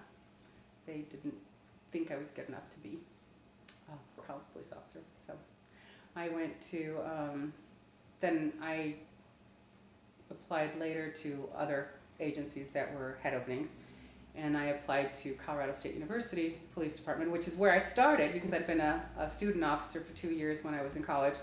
And a lot of the people that were there when I was there before were still there, so I knew them. So it was like coming home. Uh-huh. It was great. And so I was hired there, which was very kind of them because there were other agencies that I applied to after the Fort Collins incident. And I made it, I was top 3 in their selection process and everything. And even though once they got wind of the fact that I had been failed out of a training program, what we call FTO, then they were no longer interested in me. Communities, wow, which would give their right arm, nearby, not too far communities, which would give their right arm and a chunk of their left to have a bilingual officer because they have heavy Hispanic communities. And they still thought that I wasn't good enough. So because I had that history now of having been failed. And so it was kind of hard because we got separated, Brian and I. He was able to stay, but it was kind of neat that I got hired here because then we were still in the same community together, and I was just, I was literally 2 miles down the road, and I worked for another agency. And what I say that it was very kind of them to hire me is because once you have that stigma that you didn't make it through an FTO program, you kind of tend to stick, and people don't want somebody else's rejects. And so they were kind enough to take me when the people who had rejected me were at their back door. Right. The other agencies were down the road in Yeah. different cities, and they took whatever anybody had to say over there as gospel. And here we were at the back door, and they still said, you know what, I don't care what they saw or didn't see or whatever. I think we'll give you a chance and we'll see what happens type thing. And everything went fine. And sometimes things happen the way they're supposed to happen. Those unanswered prayers, that's not where God intended you to be. It's just the way it is. And it worked out. And I stayed, and I think I remained another 13 years for a total of 15 years at CSU. Wow. And I did rise to the rank of corporal and then the rank of sergeant. At the time, before I left, I was the highest ranking female officer in the entire city of Fort Collins, including Fort Collins PD. Really? Because they didn't have, at one time when I originally applied, when I was originally hired there was a lieutenant there and there was a sergeant there. And after they left, never again, for the dry spell of 10 years, would a woman rise above the rank of officer at that agency. Huh.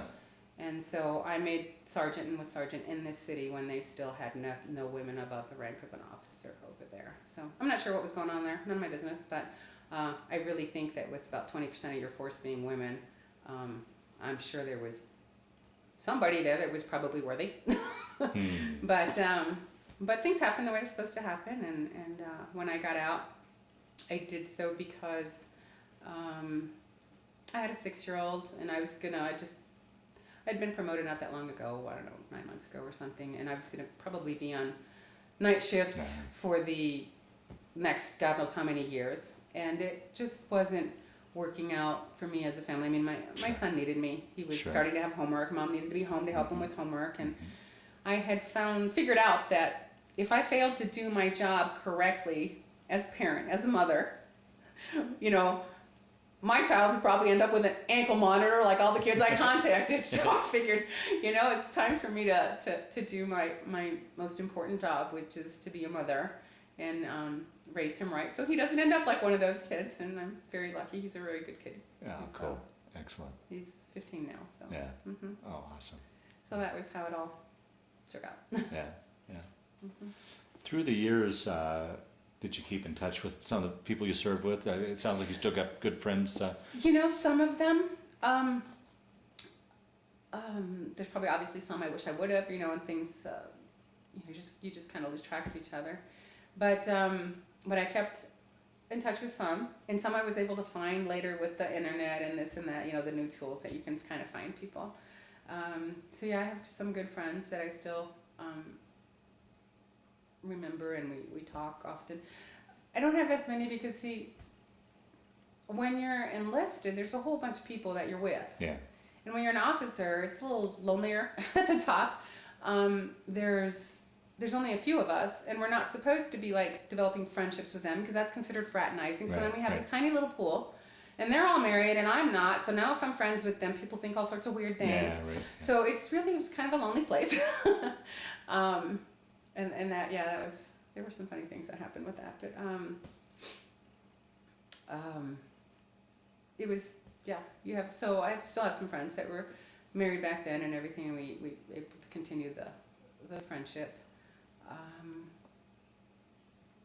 So it's neat. And you do cross paths with people here and there. I gotta talk about a couple of those crossing paths because they were good. So when I get to Johnston Island, the colonel, the Army commander there, the island commander was an Air Force guy. And that probably had to do because they had an airfield or something, I don't know. But then the other colonel was the Army colonel, and he wasn't the island commander, but he was in charge of all the Army people. He was a CSU graduate. And so even though we didn't know each other, it was an immediate, he was a chemical officer, and he had done his chemistry degree, PhD or whatever over here at CSU. And so it's like family we didn't know we had type thing. That's kind of how it is. I mean, that's all it takes, in the military. It's that connection, and we're from the same town, and we went to the same school, and here's my brother from another mother type thing, kind of thing. And so it was good. that was kind of neat. And then halfway through my tour, that woman that was in the SRT team, she was a sergeant, came to to Johnston Island, and then I saw her there as well, so that was nice. And there was probably a couple people from Fort Knox that came to Johnston Island. There was this ongoing joke that's where they picked him from. They just brought him over from Fort Knox because there was people from Fort Knox that we'd cross paths with. Oh, one of the big ones was the guy. I was the security officer in charge of that chemical type thing. Again, dual job. And the executive officer of the MP company. So the commander of the MP company was the captain. So I got there as a senior lieutenant and left as a captain. But anyway, so the captain, his name was Captain Kropp. Kropp. And I thought, that's an unusual name. When I was in the Guard, for the limited time that I was in the Guard, the 5 months that I was in the National Guard, my platoon leader was a Lieutenant Kropp. And I'll have to ask him and see if he has a brother in Colorado or something.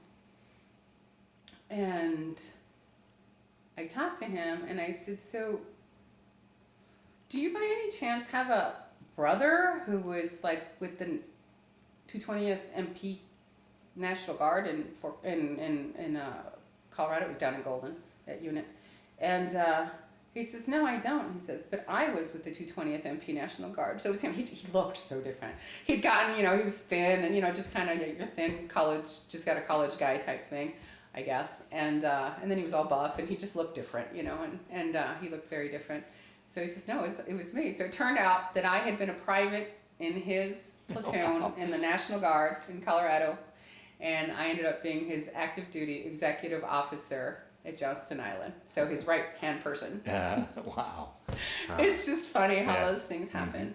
Mm-hmm. And then one thing about the SRT is when I got to Johnston Island, talk about two jobs again, I didn't make it really known that I had been SRT. Because when people know you do things, then they tend to give you jobs. And I loved the SRT, but I had a pretty big job that I had not even been trained for, and I had a lot of ground to cover to just get situated in my job. But information gets out, as it usually does, because one of the guys that was on island, he was already there before me, I think.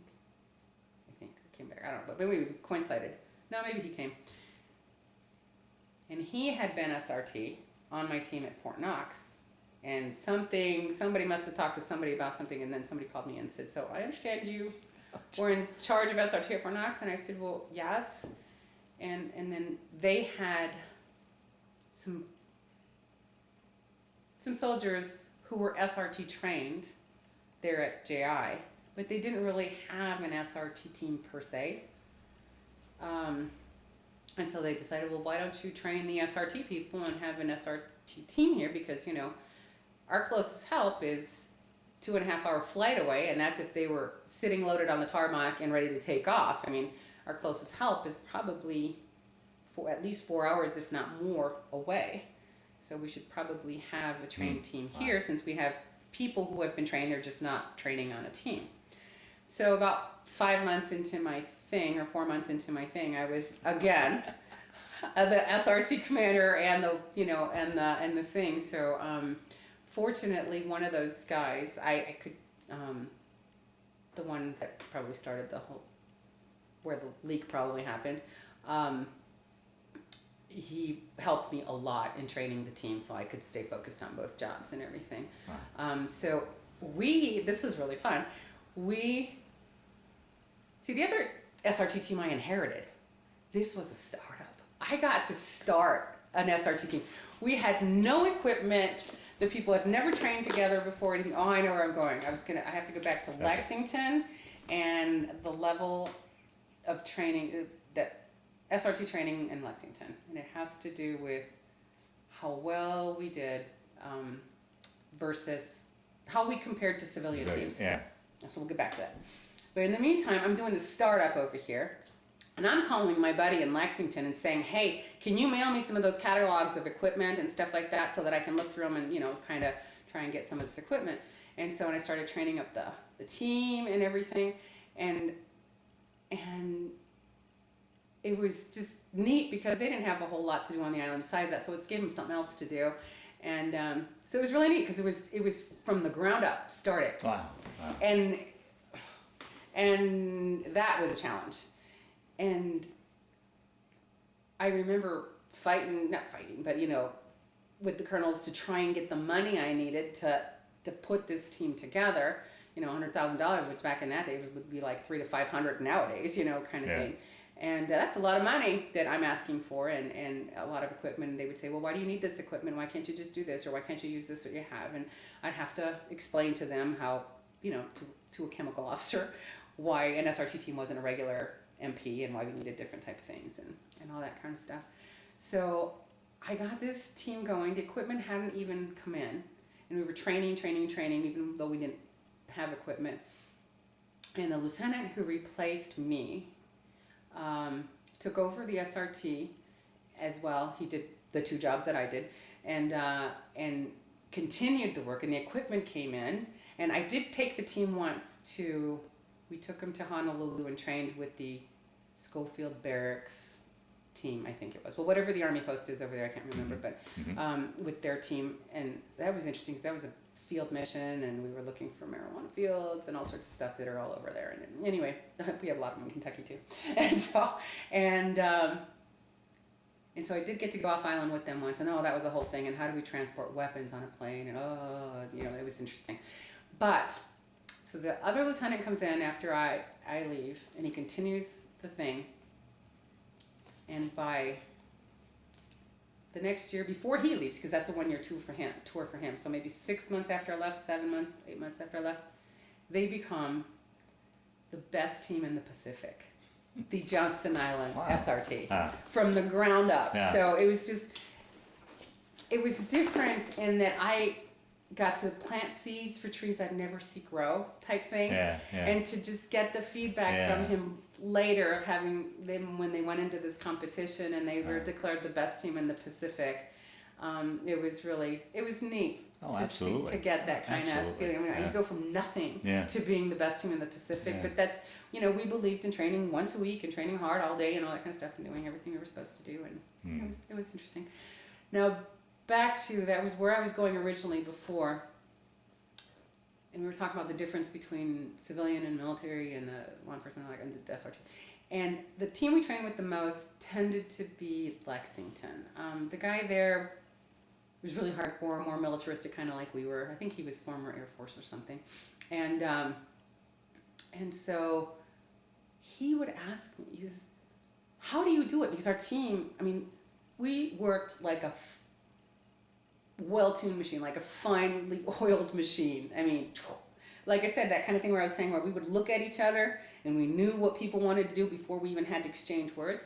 He says, how do you develop that level of teamwork with your team? Your team is far superior teamwork-wise to any of our teams. Yet, if we were to lose a guy, we'd be set back for a year. Because, those guys all work there. They don't get rotated in and out and stuff like that. And every time we come and train with you guys, there's 3 people gone and 4 new people, and you're still working at that level of high proficiency. How do you do it? If I lost a person, we'd have a setback of a year or 2. And I'm like, well, we don't have the luxury of not being able to perform with the excuse that I lost somebody. We lose people all the time.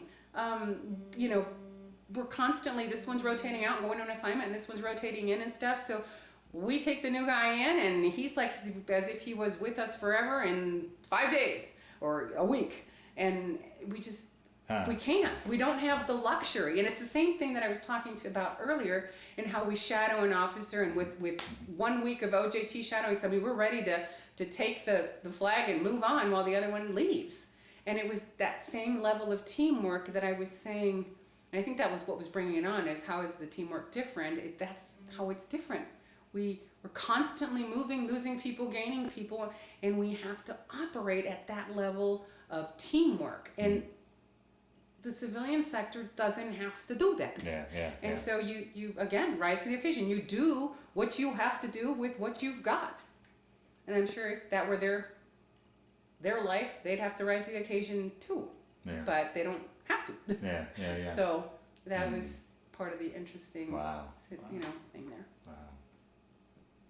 Well, as we start to wind down this interview, is there anything I didn't ask you that you wanted to talk about, or any of the stories that have floated to the top as we've been sitting here talking that you want to get out?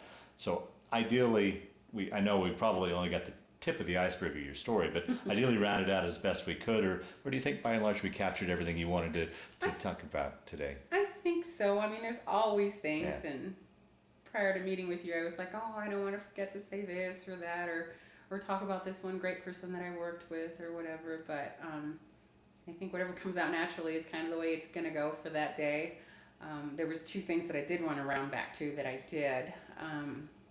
So I think that's probably it, but I can't say enough about a military experience for a person. And I think having lived outside of my country my entire youth, formative probably years. heightened a sense of patriotism. Really? Because, I mean, the kids I was surrounded by, they saluted their flag like this, and I was told not to salute it that way, that I would to salute it this way because that's the way Americans did it. And I'm like, well, things like that. Yeah, I just had to learn different things. And they're always told it's your country, you don't know a thing about your country, but, so I think you kind of maybe I've heard from other expats that you tend to have and we certainly have a greater appreciation for our country. I mean, we know that not every place in the world is what I affectionately call Disneyland USA. We're like a step away from Switzerland where everything's clean and everything works right. And the rest of the world isn't like that. That is not the real world. So the real world for Americans is this clinical, clean place that works just right, and the real world doesn't work like that. It's a complex place, and I don't even know how to describe it, but it's not like this. Right. So I think when people go to other countries that are, especially the developing nations, people have a pretty good shock, going the other direction. And when they do go, if they're not just going to like a resort in Cancun for a week, all inclusive, if they do go and spend some time out, I think anybody who travels significantly and outside of all-inclusive resorts can still come back with a greater appreciation for their country. But having lived there for a long time, I have a deeper appreciation, because we're talking more of a depth, not just that things work easier here and there, but depth of political systems and this and that. And, I see changes happening in this country, and I'm not sure they're going, some of them in the right direction. And I do feel we're taking steps towards being a banana republic. But see, the people here don't recognize that because they don't know what that looks like. I came from over there and I know what that looks like. And so I kind of know where we're going, because when these people do what those people do, it's not long before we become one of them. But people here just don't see it. So you just kind of, and you can't really explain it to them, because it's one of those things that you have to see it from a certain angle. The last question I always like to ask with these interviews, and you've pretty much answered it throughout the interview, and it's kind of a canned question, but when you look back on your career in the Army, how did it affect you, change your life, play a role in your life, or was it just a chapter in your life that you've gone through? How do you answer that? What kind of role did it play in my life? Did it? Did it play a role? Did it change your life? Did it affect your life? Or was it just one of the many interesting chapters you've been through in your life? It was the most significant chapter of my life. I wouldn't be the person I am today without it.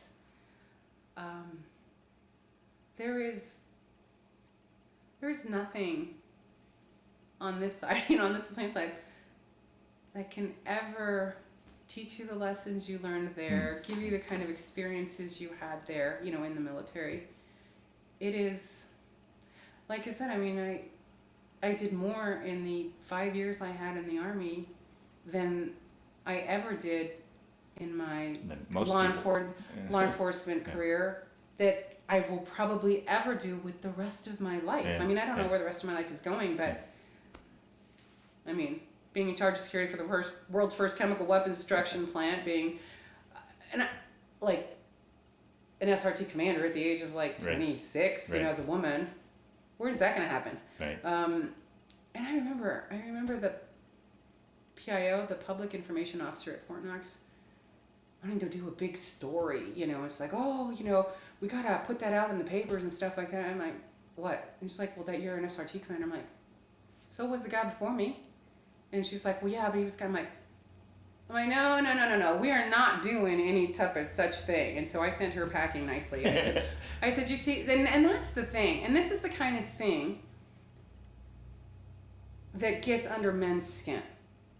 If I'm doing the same job he did, and he doesn't get any notoriety for doing his job, why do I get notoriety just for being a different gender doing the same job? And then she goes, oh, but it's you're pioneer, so we need to, blah, blah, blah. And I'm like, no, you don't need to, because I need to work with these guys that I'm working with. And if they think I just wanted to be some celebrity or something, that's kind of going to disrupt our team morale and stuff like that. So me working with them the way I have to work with them is more important than you having to do this article. And so I said, no, when I save somebody's life or pull somebody out of a burning car, then you come looking for me, then I've done something, and then we can talk. So I was not going to have some big article done for doing the same job that the guy before me and the guy after me is going to do, type thing. So I wasn't going to bite on that one. And I don't know. So, but like I said, there were things that traditional women don't do. A lot of men, military and not, are doing. But I had some opportunities to do some things that I would not have ever had the opportunity to do in the civilian sector.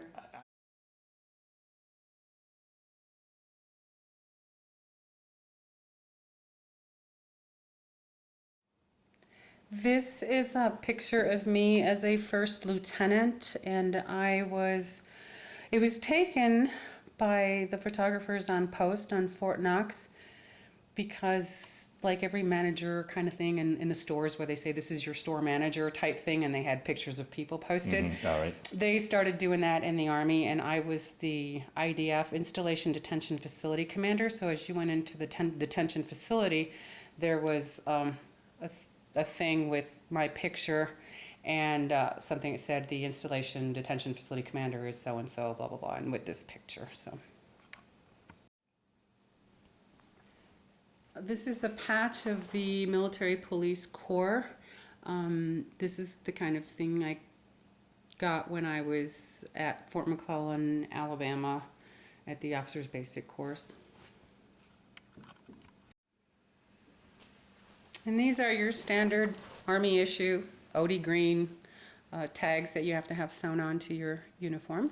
One goes on your left side, one goes on your right side. This is the patch of the United States Army Armor Center at Fort Knox. The Armor Center is the home of the U.S. Cav, and that includes light tanks and full-size heavy tanks.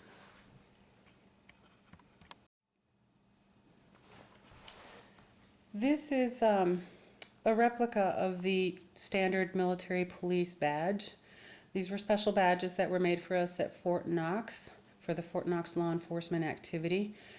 For when we would attend functions in civilian clothes with civilians, we could wear our badge with our name on our clothes, and people would know where we came from.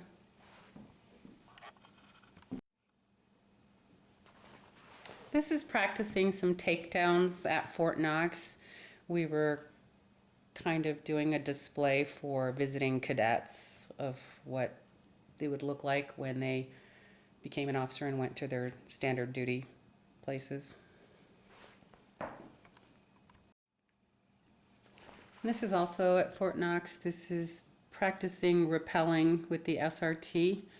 We were rappelling off of the standard, I think it's a 4-story fire tower. It's the kind of thing that the firemen practice on.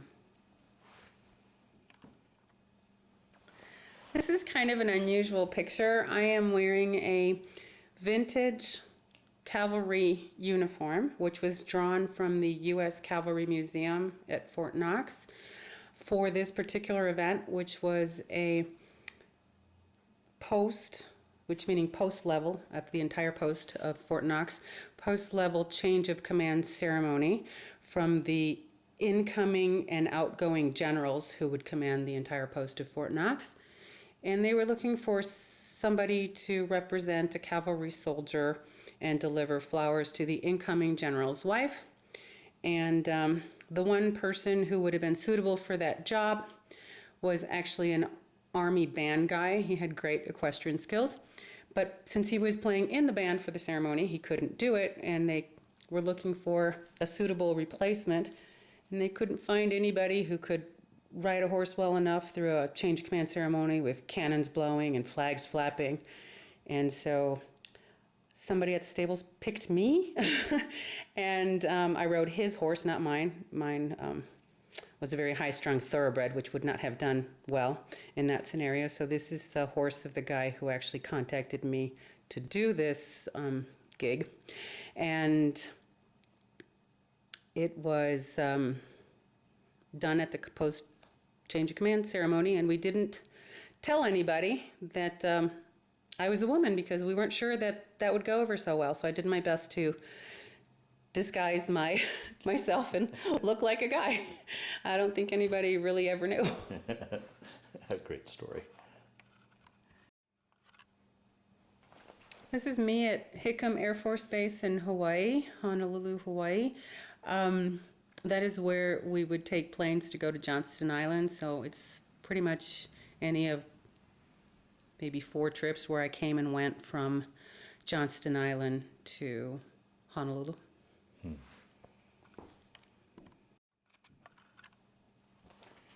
I spent my entire Army career trying to get this badge.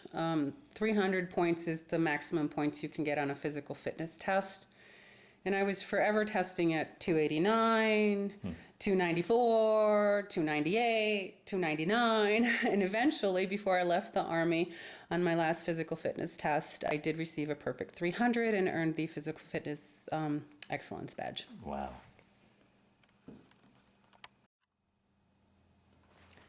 This is a Soviet badge. I really will have to look it up, and I don't know what it represents or what type of unit. But when I was at Johnston Island, I had the opportunity to meet with some Soviet officers because they were coming to ensure the bilateral disarmament of chemical weapons, and some of their engineers were trying to research our technology to build a similar plant in the Soviet Union. And he gave me this badge. I'm sure he was wanting to trade for something, but the sad moment was that I had nothing to trade in my possession when I was escorting that team around. So I have his badge, and I don't know if it was his or something he just brought, but it was symbolic and significant. And this is from back in the old USSR, before it just became Russia and all the other Stan countries. Wow.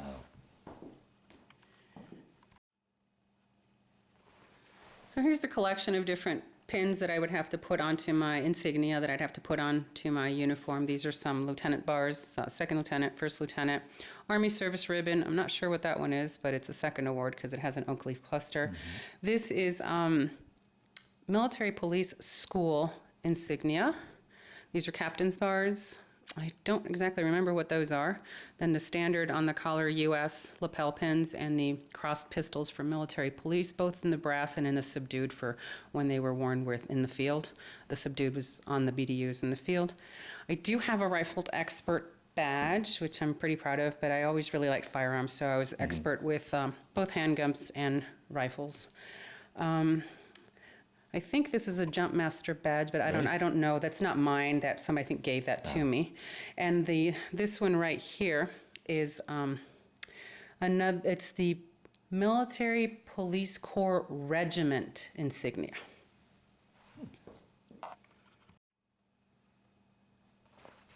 This is an Army Commendation Medal. It's not rare. Most people in the Army will earn one of these at one point or another.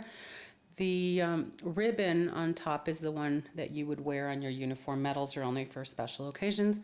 And the oak leaf cluster that you see on the ribbon, which is the top part, means that I was awarded this medal twice. So it's a ARCOM, or Army Commendation Medal, with one oak leaf cluster. This is a MSM, or a Meritorious Service Medal and ribbon. And this one I was awarded after completing my time at Johnston Island. It was my last Army assignment. It was a really high-profile assignment where I was in charge of security for the world's first chemical weapons disposal plant and the stockpile of munitions located at that place. So it was a pretty big deal, and I was really happy to receive an MSM as I left the Army at about 5 years. And not everybody gets one of those in the first 5 years, probably, of their time in service. Right. These are the ribbons that I would wear on my uniform. So yes, they're not as many as a lot of people have. There's a few. Meritorious Service Medal. No, MSM, yes. ARCOM with one oak leaf cluster. Army Commendation Medal. This one I can't even remember. This is an Army Service Army Service ribbon, and then there's another one that I can't remember. I think one of those.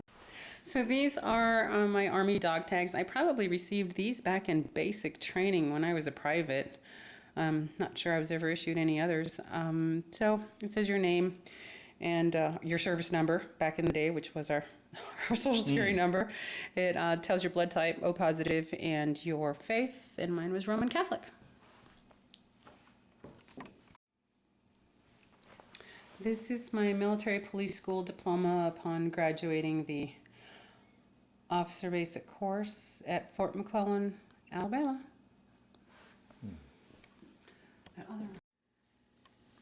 This is an unusual certificate. It's like a physical fitness test, some kind of German physical fitness test that we did with some German soldiers. And there were no men and women standards. There's just one standard.